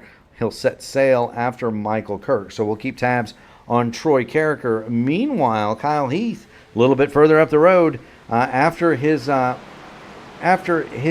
personal timeout, Heath has made it to 11th, and he's looking at Siegfried and He's looking at Siegfried and Keith Graham for 9th and 10th. He's seeing a handful of racing in front of him is what he's seeing. He saw the 09 bouncing off the wall is what he saw. Kyle Heath going to turn it left. Yeah. Dive it underneath to Keith Graham. There he goes. Keith Graham to the bottom. He's going to try the crossover. A crossover move by Keith Graham there coming off the turn 3. Well, and what you'll learn, though, when you try that move is you get to the bottom and you feel like you have unlimited speed down there, Sam. The problem is twofold. The first is when you pull to the bottom like that, you're out of the draft. And the draft does figure here at Pocono. It's pretty big. The other bit is that as dirty air from the car in front affects you, that's going to be a negative impact when you get down into turn 1 and the car in front of you dives to the bottom. We just saw it. Keith Graham, he was even Steven going to the apex of turn 1. He had to bail out of the gas, getting off the corner. He'll lose a couple more spots to Sean Merriman and Jason Heaney. Kyle Heath, he's going to set his sights on Joshua Siegfried, and there is a mess from 4th on back. Greg Evans has pulled out a lead over David Dunwoody, Michael Moquin. Justin Osterman, though, has a rearview mirror full of Ryan O'Donoghue. They've got Logan Edwards and Joseph Klein, as well as John Hutchins in close attendance. That's 4th through 8th right there on the speedway. And I got to wonder. A lot of good racing here at this particular point of the race. I mean, and now Hutchins. we see John Hutchins grab a handful of the wall off of the tunnel turn. He did, and I wonder if some of these cars aren't saving fuel. I got to wonder because Ryan O'Donoghue has just not moved forward as we would have expected. He was one of those 3 dominant cars early in this event, along with Evans and Heath. He has not really moved forward as quickly as I would have expected. He's going to drop underneath Justin Osterman now, but we're seeing cars up front. Osterman hard on the wall. And Osterman loses it. Oh no! And Ryan O'Donoghue. Oh, and they're wrecking behind him. Oh, they're just avoiding him. Good heavens, what terrible luck for Ryan O'Donoghue here. Osterman comes off the corner and gets right up to the wall, catches it, and O'Donoghue is so close as he catches the 53 careening off the wall, and it spins him straight into the barrels. What a terrible, terrible end to Ryan O'Donoghue's night. And then he's going to get caught right here at the end. It looked as though that was that Keith Graham that got him? Rick Fallis just missed him, and then Keith Graham, yes, did catch. Fallis got the wall, but Keith Graham caught the back of the car, and immediately Ryan O'Donoghue punched out at that particular point. It's got to be frustrating for poor Ryan O'Donoghue. That's about the 3rd or 4th one of these in a row. He's just had a tough run of it here lately. Yeah, he really has. Snake bit is a word that you don't like to toss around, but that's been Ryan O'Donoghue. Well, and Keith Graham was in the wall a little bit. We're riding on the gyro cam with him. He was in the wall a little bit before that, and I see how Rick D got in the wall there. He got a little bit of assistance from Keith Graham trying to squeeze it between Ryan O'Donoghue and the fence. Keith Graham has also... Keith's got a little bit of the wall coming off of 3 there, and you could see the fire coming out of Rick Fallis's tailpipe. He's letting off the gas, trying to avoid the 14 who's in the middle of the racetrack there, and when he lets off, Keith Graham did not let off in time enough that he could avoid that. He did not, and Keith Graham has already punched out of that machine. So that's going to leave us really with 19 cars on the track. Donald Green has said that he's done. We know Kendall Paul is done. Nolan Milnes is circulating. Milnes can make up a couple of spots here with Graham and O'Donoghue out of the event. Corey Crandall remains on the lead lap, and for Troy Carricker, there he is in 15th spot. If there's any more to fix, now, do your leaders come down here and get that extra set of tires? Because they should. Now, drivers like Evans and probably Logan Edwards, maybe Joseph Klein, they may have 2 sets of tires left. You know they might, and so... Yep, here he comes. Here he comes. Here comes Greg Evans to the pit lane. And they're Michael all Moquin coming. is coming down. They're all coming. Oh yeah, yeah. This is the time to get them. Yeah, especially if you have more than one set left. This is just smart. This is just the way to go if you want to preserve that opportunity to have enough fuel, have enough tires. So it just seems to make sense to pit here. Yeah, here they come. 20 lap run. Yeah, I think you would be amiss not to take advantage of tires. Did anybody stay out? Is the question. The 35 of Corey Crandall is still out on the racetrack, but Well, and we're going to have some mixed strategies here, Sam. Corey Crandall is on the lead lap, and he is still out on the racetrack. Yeah, so Crandall stays out. Logan Edwards and Kyle Heath, 9.4 and 9.7 seconds in the pit lane. Logan Edwards is out quickly. Kyle Heath is out quickly. Yeah, so those two cars are... Two tires stop? Yeah, I'm going to guess 2 tires. Greg Evans, and so from 4th on back, have 4. Crandall, none. There's Corey Crandall in the 35. No tires. Edwards and Heath, we presume, are on 2. I'll tell you what we should do, Sam, is let's get Kyle Heath up here and ask him. Hey, Kyle, this is Mark and Sam in the P1 Broadcasting booth. You got a copy? Yeah, I got you. 2 tires, no tires. What do you got on the 13? Well, everybody should know I got 2 tires. They rights or lefts? Or are you gonna keep that one close to the vest? Yeah, they're right. So I'm hoping I could probably do something with it. I don't know. Greg Evans is he's fast. I don't know how he's able to keep his speed up in the center out, but I gotta do something. A little bit of do something a little bit different. Field advantage here because I was kind of caught back there. So hopefully I can hold off for these next 20 laps. Depends on how many cautions we got.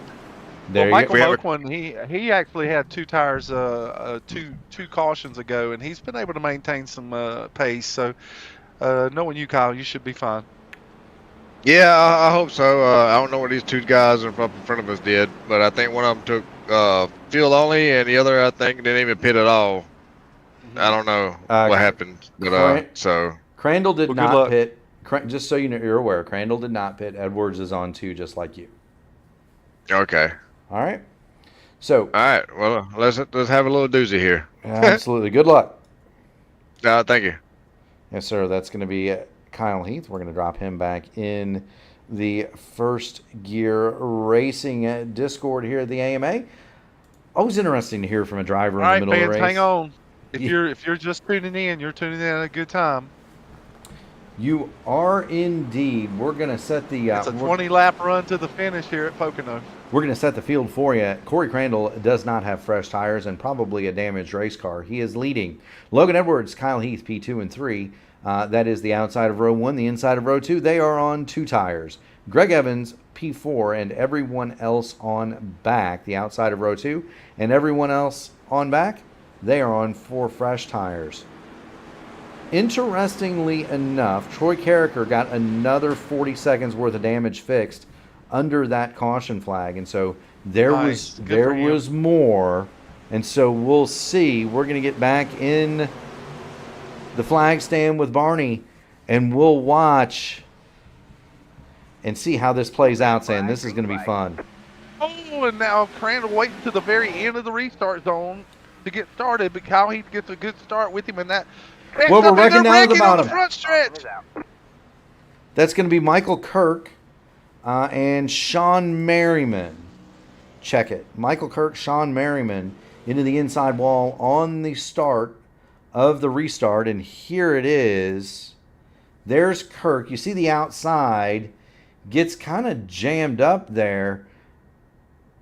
Sean Merriman gets tagged from Jason Heaney. Around he goes. Nowhere for Kirk to go. Both those cars hard in the inside wall, and then Kirk back across the track hard in the outside wall. There's going to be an interesting view here from the 94 of Troy Carricker, I believe. Oh, Michael Kirk, hard contact with the outside wall there.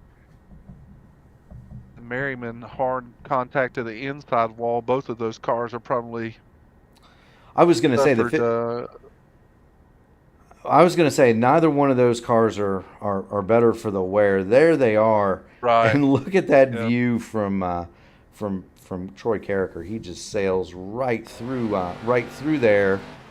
We're under caution. We've got 72 of 90 complete. That means 19 laps to go here at Pocono. Under caution. Do want to thank all of the sponsors here in the Blackmagic Studios Grand National Series presented by the AMA.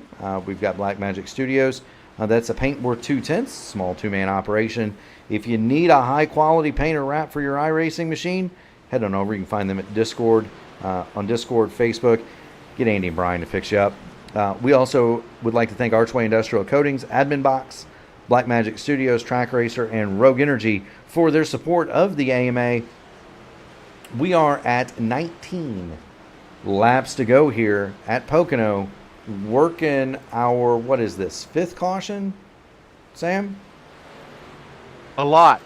A lot more than I expected here at Pocono. I thought that we would have much more green flag running, but with the stages really set you up for these restarts and things getting a bit jumbled up. So I shouldn't be too surprised when you have stage racing that you would run into these things. You shouldn't. Cautions breed cautions. Nolan Milnes will be getting the lucky dog here as he drives around the outside of the field. So that'll move him back to 4 laps down for Nolan Milnes. Sean Merriman has the black flag, so he'll have to answer that. Michael Kirk remains on the pit lane for the second time, trying to get as much damage to his automobile fixed as he can. He does not have the meatball though, Sam, and he does remain on the lead lap, and so you do want to get that fixed. Nobody else is pitted under this yellow, and I think that that might be. It's a good possibility that you will not see anyone else pit tonight, unless it's to fix damage, and that could just be because they're out of tires, Sam. That's true. I don't think they've got any more. I don't think there are any more Goodyears left. If we look at, I think Evans has a set left. I believe Evans, Joseph Klein, and several others. I think they still have a set of tires left. Could be. Maybe Corey Crandall does. He's been on pit road 3 times. Anybody that's been on pit road 3 times may yet have a set. Right. But anybody you see on that list that has been on pit road. Logan Edwards, I think, is another one that probably. No, Logan took 2 on this last stop, so. Could be. It's very hard to say. I think Logan may be one of those that has a set left. A set and a half, so to speak. He has some left sides left, and then a full set. Could be, but anybody we would think that anybody who has stopped thrice, and there's your Scrabble word for the day, thrice, underused. Underused word, thrice. Anybody who's been on pit road 3 times should have an extra set, Sam. Should have one more. I would think. Well, it doesn't matter who has anything in the pits because all we have to deal with is what they have on the track. And so what we have is we have all the elements available to us for some another exciting restart here at Pocono. As Corey Crandall, even though he does have older tires, he did not get tires on the last stop or the last caution. He does have the benefit of jumping this start and leading the field down into turn 1. So it does give him a little bit of benefit in that regard, but you've got other drivers like Greg Evans who are on 4 tires who's chasing these front 4 who are on older tires, on at least 2 older tires for some of them, like Kyle Heath and Michael Moquin. And Moquin actually probably took 4 tires as well on the last stop. Logan Edwards, I believe, is on 2.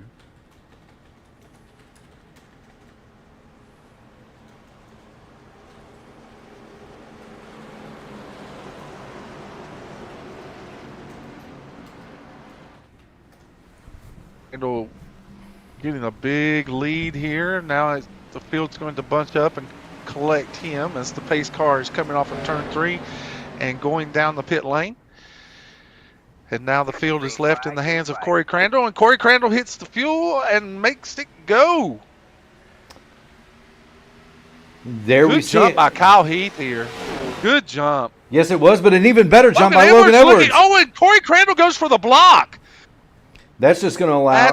That's going to open the door for Greg Evans. Well, maybe Corey Crandall not. runs him up the racetrack. Oh no! Corey Crandall could not make the corner. He couldn't, and poor Greg Evans, he's going to drop back to 11th spot, now 12th, now 13th, and he's still behind Crandall. And nowhere to go for Greg Evans. No, and he's going to absolutely have that spot going in the tunnel turn, and I bet there's some red mist behind the driver, behind the visor of the driver of the Deuce. Kyle Heath now leads it. Logan Edwards is in hot pursuit. Heath has been up front for most of this day. Logan Edwards has not. Oh, Hutchins hard into the wall off of 3.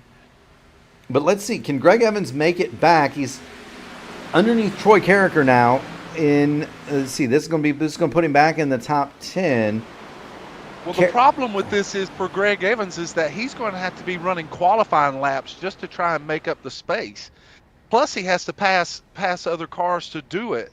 Now, is he able? Yes, he is. But how much tire can he use up trying to catch these leaders? Well, we know how smooth he is, and he's gone past John Hutchins. So move Greg Evans into 9th. The problem is that's 8th. So he's got about 4 tenths now to get to Moquin, and the further up you get, the faster those cars are. And the harder it is to pass. Absolutely. We're getting clarification from Mike Rigney as to whether or not he is advocating for the removal of the fenders from all automobiles or just the fenders from Greg Evans. So we'll have to see momentarily what his response is. Meanwhile, we see Joseph Klein making a big move on Osterman. He just about takes him out. And that opens the door. Oh, heavens. Joshua That Siegfried. was so close.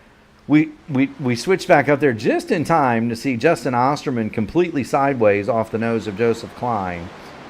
Meanwhile, that opened the door for Joshua Siegfried to get by Klein. Now, Klein wants that spot back. Oh, and Evans hard into the wall off of the tunnel turn. He's given that thing everything it's worth. And was the last time. Joseph Klein gets on the inside of Siegfried. Now here comes Jason Heaney on the inside as they come down the front straightaway. Well, that's David Dunwoody to the inside of Siegfried. Oh, is it on the outside? Siegfried on the outside, Dunwoody on the inside. He's got Heaney. Dunwoody has Heaney right behind him.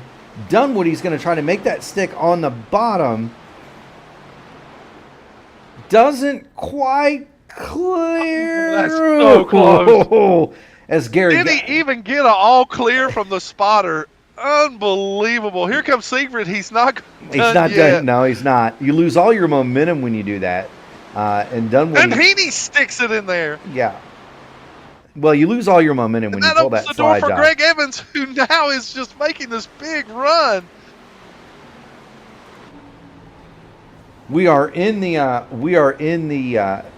helmet of Greg Evans, so you can see the slide job from from the Deuce. Here he goes by Heaney. That'll put him up to 7th. He had passed Moak when Troy Carricker trying to follow suit. Carricker back up in the top 10. Seems like he got a lot Whoa! of that. Oh, and Heaney is just punted by Michael Moquin as they're checking up going into the corner. Somehow they both drivers are able to somehow save they the both car say that. and Now just here's get back to the Osterman and racing. Klein. Osterman and Klein. Oh my, and here comes Siegfried. Joshua Siegfried has been the beneficiary of more contact by other people in the last 5 laps. There he is. Now the Deuce is inside of Dunwoody. And Dunwoody wisely just backs out.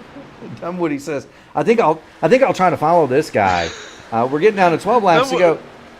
Here comes Osterman. Oh, and he gets into the back. He loses control. He's sideways on the front stretch. That No, bring out it's a he. caution. Here's Rick There it D. is. Oh, me. Oh, my goodness. Justin Osterman. I thought he had... He got so loose coming off the corner, and then the rest of the ride is him just trying to catch the car. Yes. Oh, and he clips Jason Heaney. Rick Fallis comes in and catches the back of his car and probably ruins Fallis' night. Hard Wow. impact there. We got, you know who we got to see? We need to go back and see this from Vance Fisher's view, because he's got a ringside seat, Sam. These drivers are they're just trying to guess where Osterman is going to end up. That's all you can do. Is he going high? Is he going low? Is he holding the brake? Well, there you see the smoke, and you can't really see much, and that's so. This is exactly what Vance Fisher's seeing. They're all wrecking in front of him. There goes Fallis sideways, Hutchins sideways. Fallis hits the wall. Heaney's sliding back up the track. Nolan Milnes is slow. Where do I go? And somehow Vance Fisher threads his way through. Whew. It's definitely a Days of Thunder moment where he's just driving through the smoke. Yeah. Oh, joke. So we are back under caution. That was an exciting few laps. You know, Sam, do you have the Malox handy? We might need it. Well, even Dunwoody just piped into chat and he was asking if anybody about brown pants, if they had an extra set of brown pants.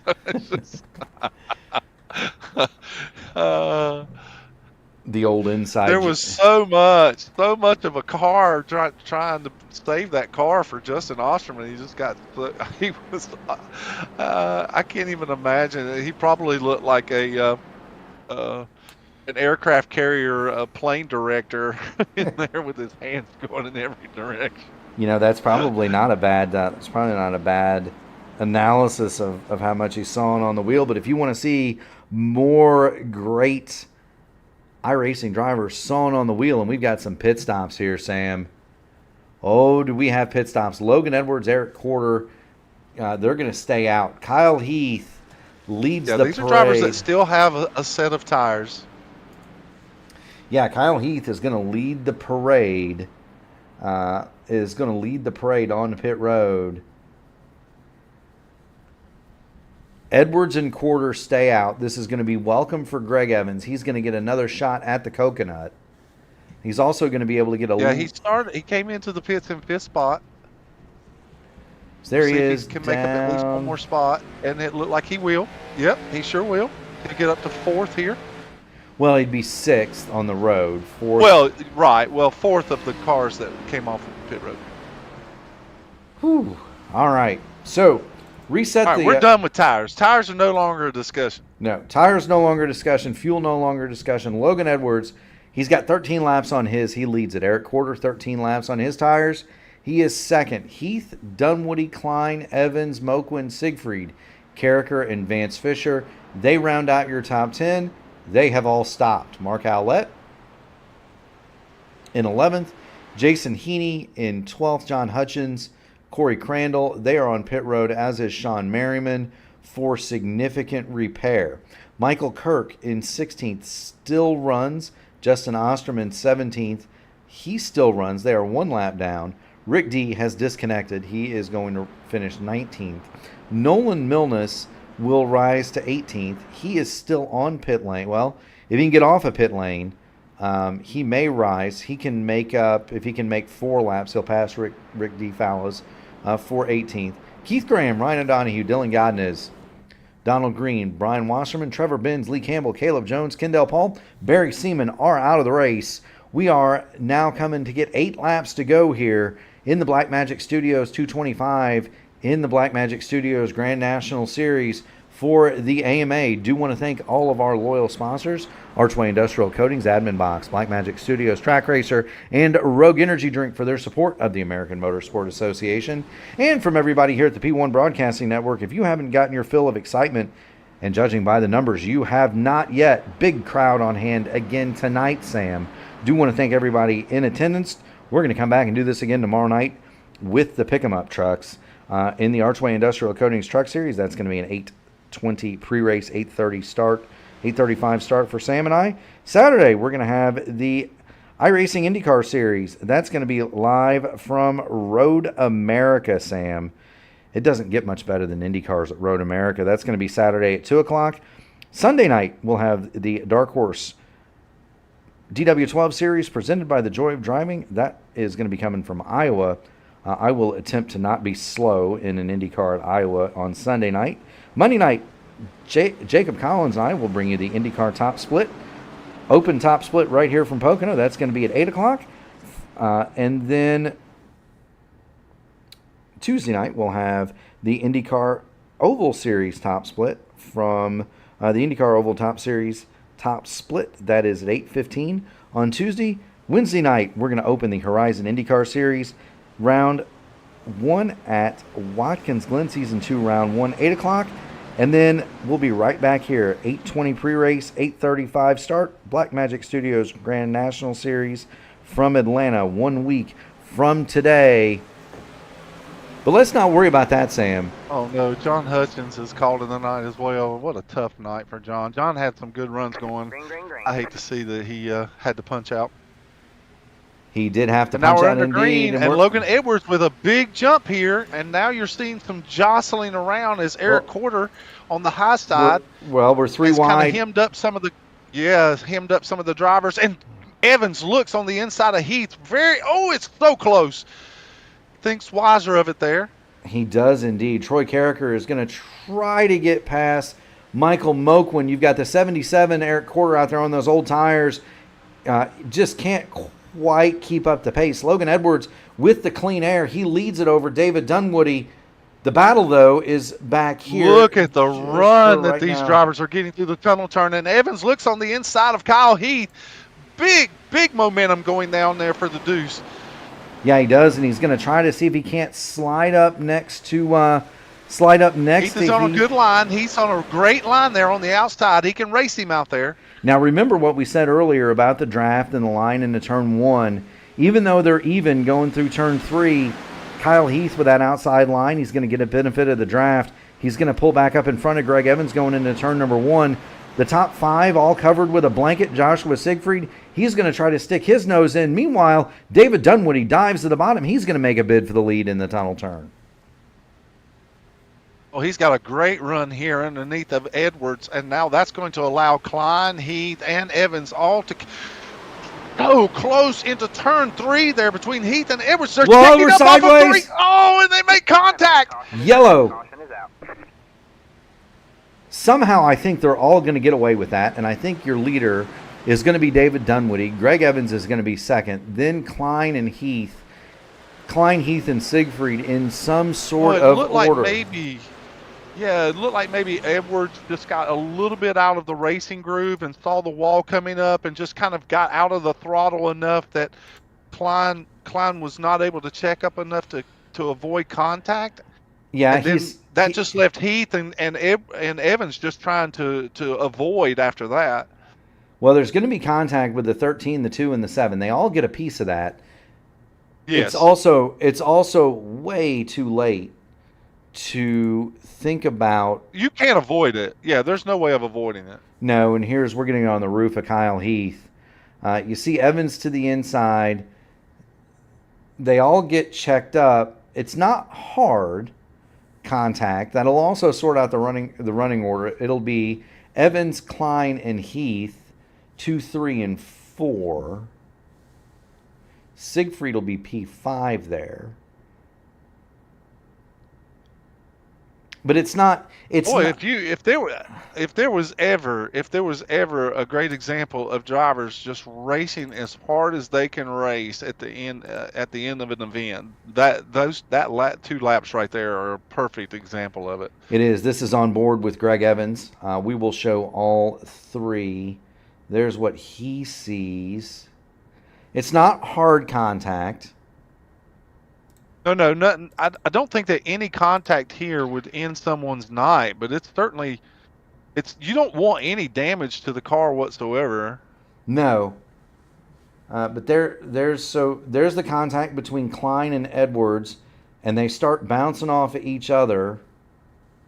You know, I don't know that Klein's car is even bent, and I don't think Evans' car is bent up either. Not any visible damage on Kyle Heath. So the answer is no. The answer is no. Unfortunately, Donald, Sam ate all of my Rolaids, and so now I'm forced to go without. But this does help out those guys that only. This does help out David Dunwoody, who only took the 2 tires. It gives him. It's not green flag laps. It gives him a chance to cool them off. And the more they're able to circulate under caution, that benefits him for that green-white checker shootout, doesn't it, Sam? Mm-hmm. Well, we've seen, like Michael Moquin earlier took a 2-tire stop and was able to maintain at least second position after a couple of restarts, and then we saw where Kyle Heath took 2 tires and he actually took the lead after a restart. So some of these drivers are comfortable with the car on a short run in a loose condition. They're able to drive it, but then you have drivers in this particular instance. Now you have the 2, the 7, the 13. I don't know if Siegfried was sustained any damage, but now you have the second, third, and fourth place cars. All of them have a little bit of damage to some regard after contact out of that last incident. So we don't know the extent of how that's going to affect how the car drives on this last restart. We don't. Or this subsequent restart. We don't. And every car up in that top 10, with the exception, I think, of Vance Fisher, and correct me if I'm wrong, every car up there has had some sort of damage or impact during this event. Yeah, I don't think anyone's exempt tonight. Yeah, I think you're exactly right. So to what extent they are damaged and to what extent repairs have been completed, we don't know. We know the 28, which is your leader, currently had significant damage earlier in this event, as did Greg Evans, as did... And here he is leading. Yeah, here he is leading. Troy Carricker in 7th has been on pit lane for several minutes at different points in this race to get his damage fixed. So all sorts of different stuff. Yeah, and then you've got Vance Fisher who was in the first segment. Vance Fisher was lapped by the leaders under green, and now he's running in 9th spot. Yeah, I mean, and there he goes. We've also thinned the herd significantly. There are only 16 cars on the speedway. Well, 15, I take that back. Heaney and Milnes still on the pit lane. So there's only 15 cars out there. We've not even mentioned tonight, Mark. We've not even mentioned Mark Owlett. We haven't. Outside of just outside of the running order and calling his name out in the running order, he's running in 10th spot. He has been the quiet one in this event tonight, and I don't know that he's been involved in many of these incidents. I don't recall seeing him getting any damage from some of these things. I think he was part of the concert, one of the concertina incidents, maybe where. Oh, the one that was in the tunnel turn. Okay. Yeah, I think he got a piece of that. But you're right. By and large, okay. Mark Owlett has not been involved in much of anything. I'll tell you who's been involved in a lot, though. Greg Evans. He's going to line it up the outside of David Dunwoody, and Evans has the fresh tires. Dunwoody has, well, half as many fresh tires. Here we go. We're going to get in the blimp and see how this restart goes. There's the loud pedal. They get kind of stacked up in the back. Yeah, Dunwoody waited till the very end of the restart zone to get started, and Evans was waiting on him, and they both get a great jump. Edwards on the outside, this is an excellent restart for the Deuce. It is indeed. He goes down into turn one. He's got that. He's way up in the high side though. Dunwoody is gonna drill the bottom. Oh, and we got a spinner back in the back. It looks like Caution is out. Michael Caution is Kirk. out. Is that Michael Kirk? It is Michael Kirk, and he is hard in the inside wall, and this is going to set up a green-white checker. It appears as though Kirk just is going to spin by himself here.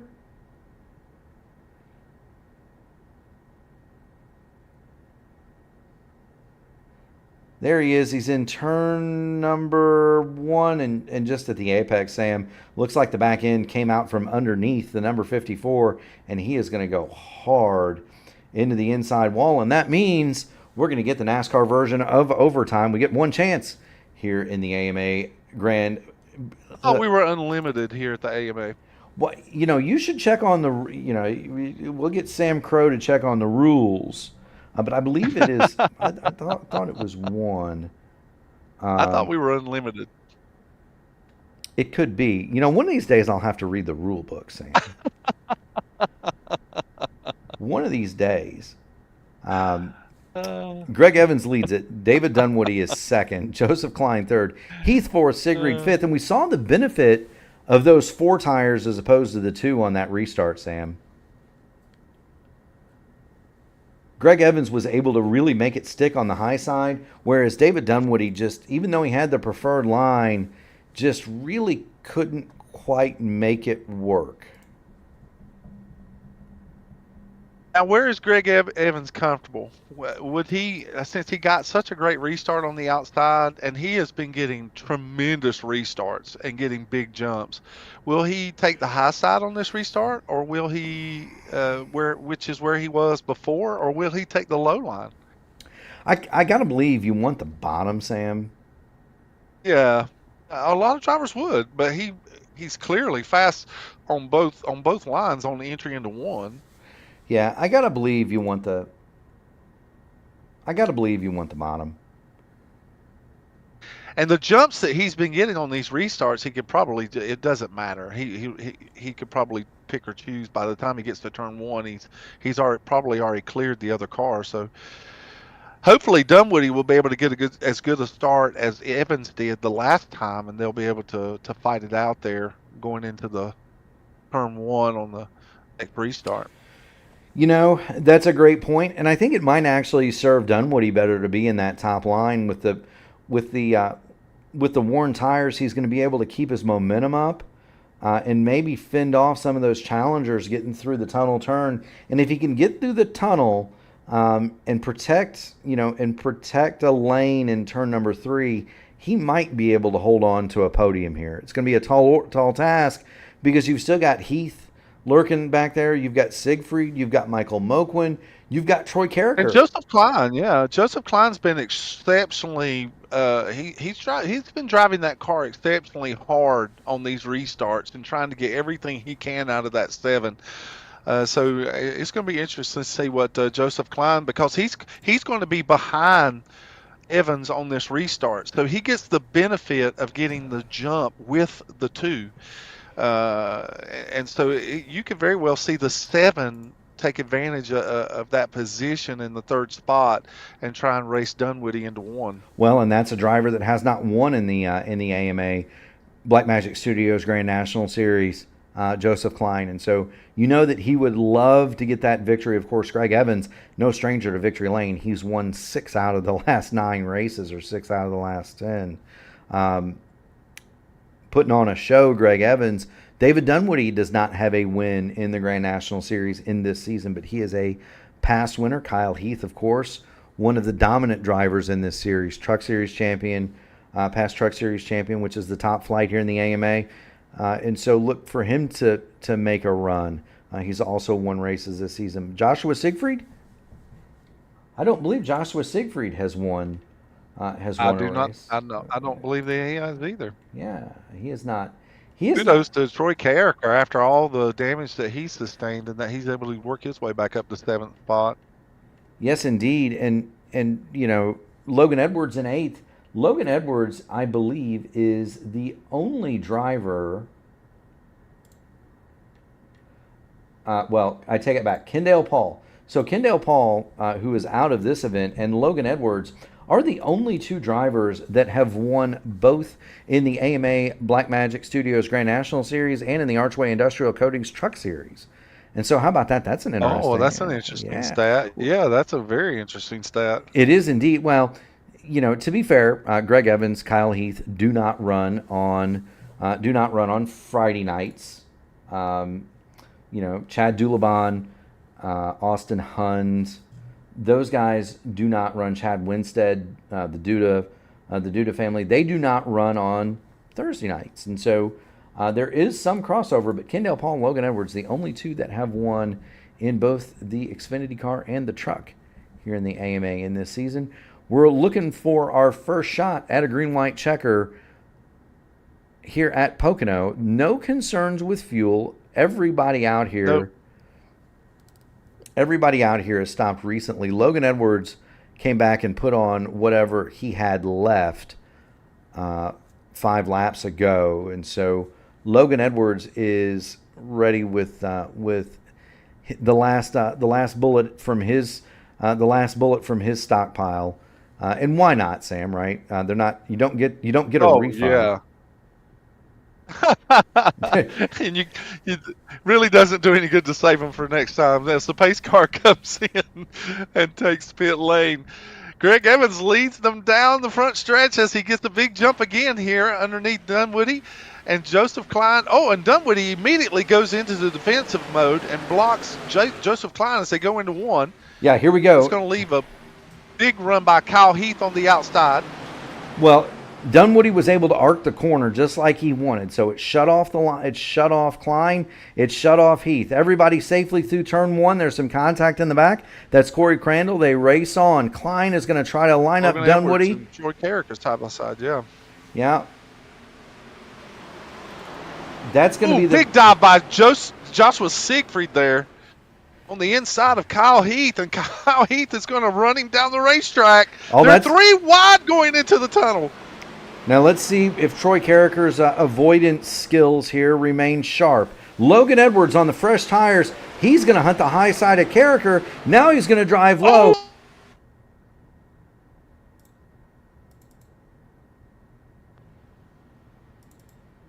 We're still going.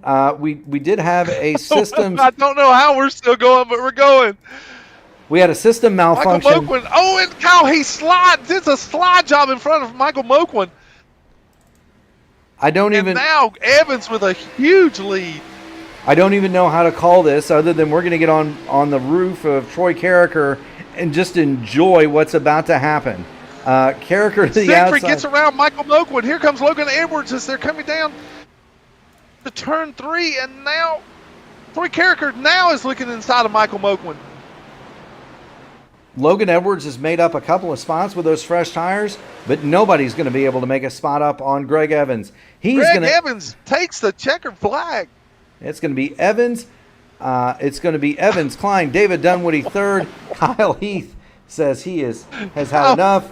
We've got some celebratory crashing across the start-finish line, but it's going to be Greg Evans, Joseph Klein, David Dunwoody, your top 3, and I bet that's going to be a happy Klein and a happy Dunwoody to be on that podium.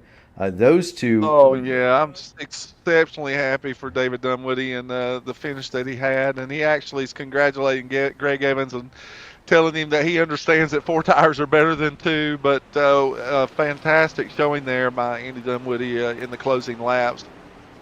Yes, it was indeed.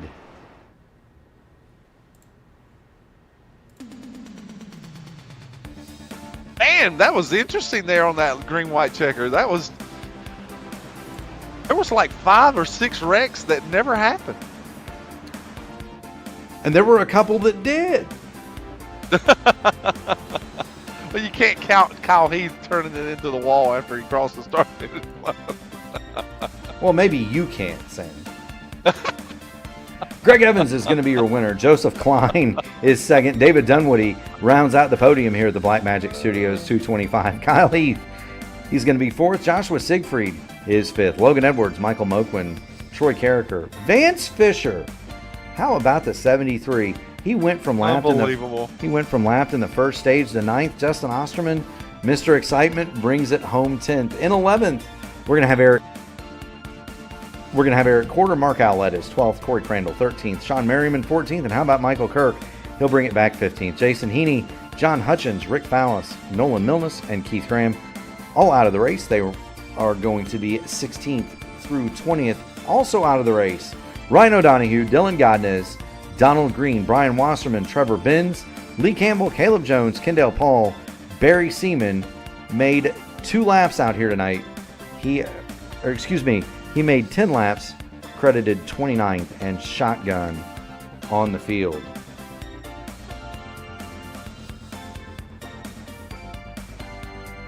Well, this race proved to be exactly what we kind of expected in some regards, just by the starts and restarts. As I had said earlier, I was really the first stint where there was so much green flag racing. I was really under the impression that we would see a lot of that, but because of the shorter stages, it really opened up the opportunity for drivers to try different pit strategies with 2 tires on some drivers, or some drivers deciding to stay out and save tires for later runs, and then other drivers just taking on 4 so that they could try and make up track position. It just really did make for some interesting restarts later in the event. So there was a lot. If you like that kind of racing, if you like long green flag runs, you had it. If you had excitement in crashes and hard bumper to bumper racing, then we had a lot of that as well. We did. And speaking of alternate strategies, let's get our third place driver in here. That's going to be David Dunwoody. David, you had an eventful night, buddy. You were involved in a crash. You got to sit on pit lane a little bit. You got to enjoy some significant repair on that 28th. You took 2 tires. You got up to the front. You got to go to the back again. You got to come back. You got to come up to the front again. Ultimately, you run third. Did you have anything for Greg Evans, or was it a battle for second? And talk to us about your strategy that got you there to the end. Yeah, Mark. I mean, I really needed that green flag, but we were on the lead. I needed to clear him into turn 1. That was the biggest thing. I knew he had a better tire advantage. If I could have stayed in clean air, I think I would have had a shot at him. But once he got around me, it was done. Well, David, I'm exceptionally happy for you. Your first podium finish this year, and so I'm just a little curious. What's going through your mind on those last 2 restarts? Of course, on the 1 restart, you're the leader and you're controlling the field. And then the second time, you're anticipating where Evans is going to get his launch. But I want to go back to the previous restart. What's going through your mind in the restart zone? Did you ever think that maybe jumping a little early may give you a little bit more advantage, or just waiting? I noticed that you waited till you got to the end of the restart. So basically, from that yellow coming out, I took the lead. I was kind of losing it because I worked all race to get to that point. So I was trying to calm down.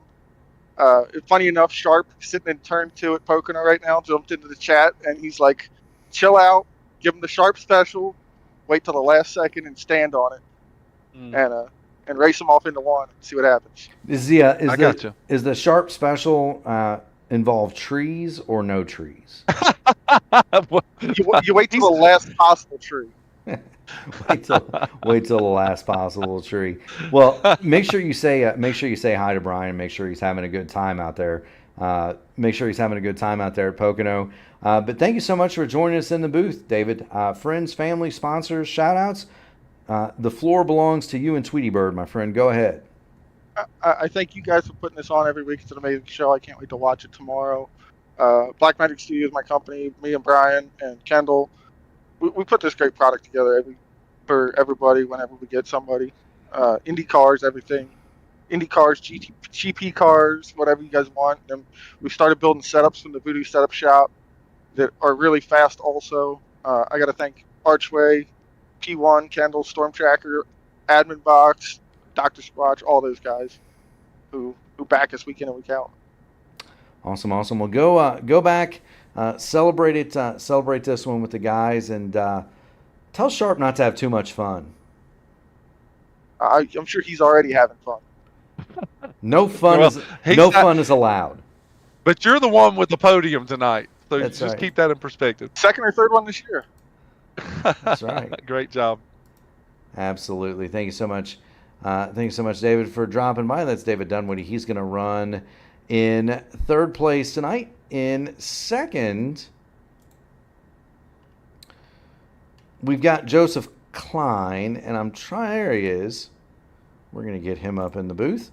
Joseph, you've got Mark and Sam in the P1 broadcasting booth. You got a copy?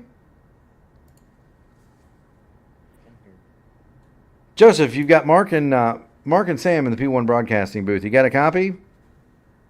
Yes, sir. So you had a bit of a tussle with Dunwoody there, trying to get around in a second. Once you got there, Greg Evans was pretty much gone. Had you gotten by Dunwoody a little bit sooner? You think you had anything for Evans, or was he just too tough? I don't know. I was trying. I could tell you that much. I was trying. Maybe 2 laps. Probably not anything more than that. I don't know what happened to make such a gap there. But I think it was just me trying to get by David out of 3 and kind of leaning on each other a little bit. Didn't really help, but overall, it was a blast. I love Pocono. Had a lot of fun, and I don't know if I had enough there for Mr. Greg Evans, but I was trying. I was wheeling. Well, Joseph, a great finish. A lot of hard racing there in the closing laps. I mean, tons of close racing in the closing, especially on those last restarts. I really thought that you had a bigger advantage starting in that third restart position, that you could get the jump with Evans. Did you feel like you may have missed that opportunity on that restart? Yeah, for sure. I was trying to time it to be kind of right on his bumper and then pull to the inside. Probably, at least cross the line. But no, I'm not a restart king. Every time I think I got it down, they do the opposite and they're gone. I'm like, well, dang it, there it goes. Anticipation goes a long way, but it certainly it didn't hinder you for the rest of the 90-something laps that you had in the event, where you were able to race your way. You were a contender most of the night, so I'm really happy for you and excited that you were able to get the finish that you did. Yeah, appreciate it. Me too. Hate being the first loser, but I mean it's good for points. So. No shame in being on the podium in this league, Joseph. Thank you so much for stopping by. As is the tradition, my friend, you get on the podium, you get the mic. Friends, family, sponsors, the floor is yours. Just give a shout out, as always, to First Gear Racing, everybody that runs with us, AMA, Black Magic Studios, you guys in the broadcast booth for putting on a great event every week, week in and week out. Sam, nice to have you back. Thank you. Yeah, that's just about it. Just thankful to everyone. I know had a couple tussles there, but I just thought it was good racing. That's all. So almost. Yeah, there were a couple of times where I felt like that there were some really aggressive maneuvers, so to speak, to try and maintain some positions, but. Nonetheless, it was tight. It was tight, close racing. Yeah, and I think it'd be a little more boring if the competition was like, everyone's I rating is pretty close to the same, but you've got a super wide range, so it makes for slower guys, kind of decent pace guys, and really really fast guys. So when you get to run up, was this a new livery for you tonight? I ran it last week. I know you weren't here last week, but yeah, it seems to be working out for me. So the Allgaier schemes seem to be cursed. So every time I've ran one of them, I've blown a motor and had too much damage. So I don't run them anymore. I tell you what, you did you've got the main thing right, and that's that the skirts are painted. So as long as the side skirts are painted, you have my seal of approval on that. That's a JRM requirement. Yeah. That's a Murphy. Well, I actually got kind of mad at iRacing. I wrote them a sharply worded email because you used to be able to paint the underwing on the IndyCar. Now you can't do that. And I missed that because I would always have the underwing painted the same color as the car. And so, now it's not. But anyway, enough of my obsessions. Joseph, friends, family, sponsors, shout outs. The floor is yours, my man. Yeah, pretty much already gave out all the shout outs, but thanks to you guys again for the broadcast. Can't wait to go look back at it, and thankful to everyone for keeping it as clean as we could without kind of overstepping. Absolutely. Well, thank you so much, Joseph, for stopping by. And Great job, Joseph. Yeah, we look forward to seeing you one more time. That's Joseph Klein. He is your second place finisher tonight. And from the winner's circle, let's see if we can't get Greg Evans in here. Greg, you've got Mark and Sam in the P1 broadcasting booth. You got a copy? Yes, sir. Well, that's 7 out of the last 11.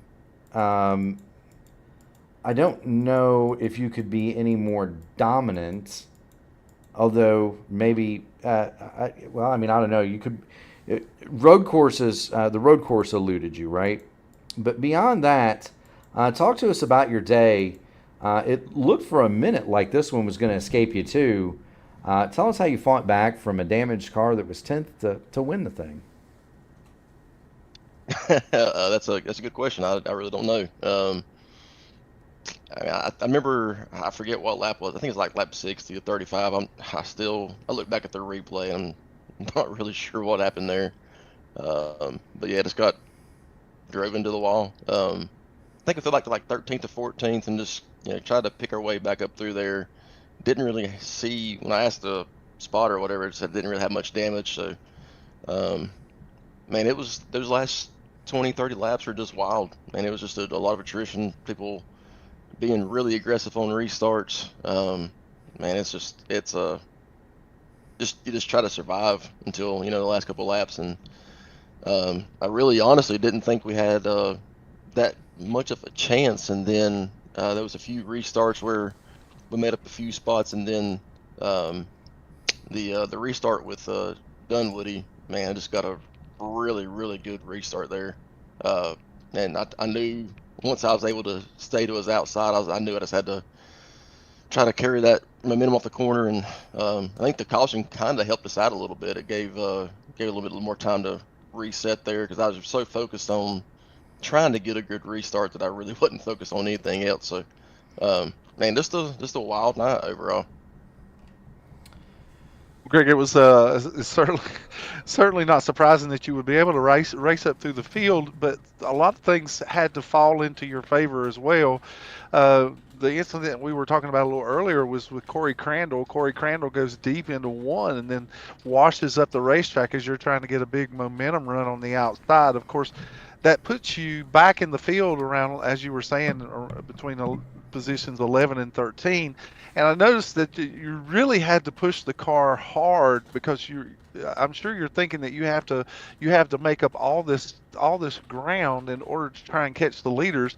And I noticed you were pushing the car so hard you actually made contact with the wall outside of 2 there, and the car was getting a little unmanageable almost for you at times. Can you just kind of put us through what your thought processes are at that particular joint? You're thinking there's no way I can make up this time, or what?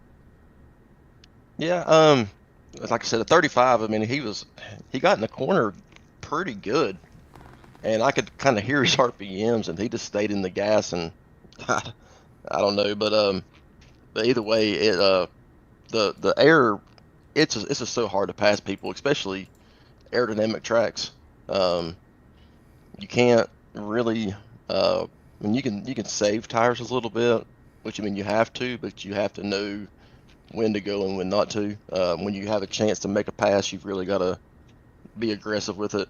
I really felt like we had a chance to get back up there. I knew me and the 13, and I think the 14 and 7, we were all pretty good. I know we was able to build some leads on the on the long runs. So I knew I had a chance, and I knew 13 only had, I think, 2 tires on that last stop, or the next to last stop. So I think we got it like the 6th or 7th, and then the pit stop happened with the caution. And that kind of reset everything. And but at that point, I figured if I could get a top 2, top 3, I'd be happy. But man, just the way the restarts played out, I got a pretty good run on Kyle down off turn 1, went to the inside, and then it looked like the 7 and the 86 got together, come off the corner, and somehow we all kind of got through that, and I ended up second, which just kind of set up the restart, where I had to really have a good restart there. But man, it was just a lot of things played out, a lot of luck, honestly. Right. Well, it was a great experience watching you ride up through the field, but I know that was hard earned as well. Yeah, I'm sweating. I got a new Samsung watch, and occasionally during the race, my watch would say your resting heart rate is really high. It was at one point it was like 145, and it was sending me messages like I need to calm down. I'm like, you don't know what I'm doing here, you know. So I think my watch thought I was having a heart attack or something. Well, you didn't have a heart attack. You didn't have a heart attack. You're still with us, Greg. You take home one more checkered flag. Friends, family, sponsors, the floor is yours. Yeah, like always, got to thank you guys for broadcasting it, and AMA for hosting it. They do a great job with the league. Thank Sim Magic, Sim Labs, Sim Shop. So just my wife let me do it. I got my golden doodle still over here. She's sleeping right now, so I got to take her out after this. But yeah, just thank all you guys for what y'all do. Like I said, it's always fun to be able to go back and rewatch the replays. And when you're in the car, you kind of know what's going on. You have an idea, but when you're able to go back and really watch it and hear you guys commentate it, you guys do a great job. So thank you guys as well for showing up every week. Well, the pleasure's ours, Greg. We're certainly glad to have the opportunity to call these races. We got a week off, I think. Is that what I seen? Well, I don't want to tell you wrong, but I do have the schedule here in front of me. So next week we are at Atlanta for a 250 miler, and then we've got July the 3rd off. That's right. Yeah. Okay. And then so I got one more week. And then after that you get to avoid subway entrances in Chicago, so that'll be fun. Yeah, I'm gonna need to work on my road courses. I mean, I did pretty good at Daytona, but I got myself in a bad spot there, and me and Klein talked about it. That was totally my fault. Even though he got in the back of me, I just overdrove the corner and got in a really bad spot, and it was just part of racing. So need to go back and start working on the road courses. Maybe I can keep up with Logan and Ryan at Chicago.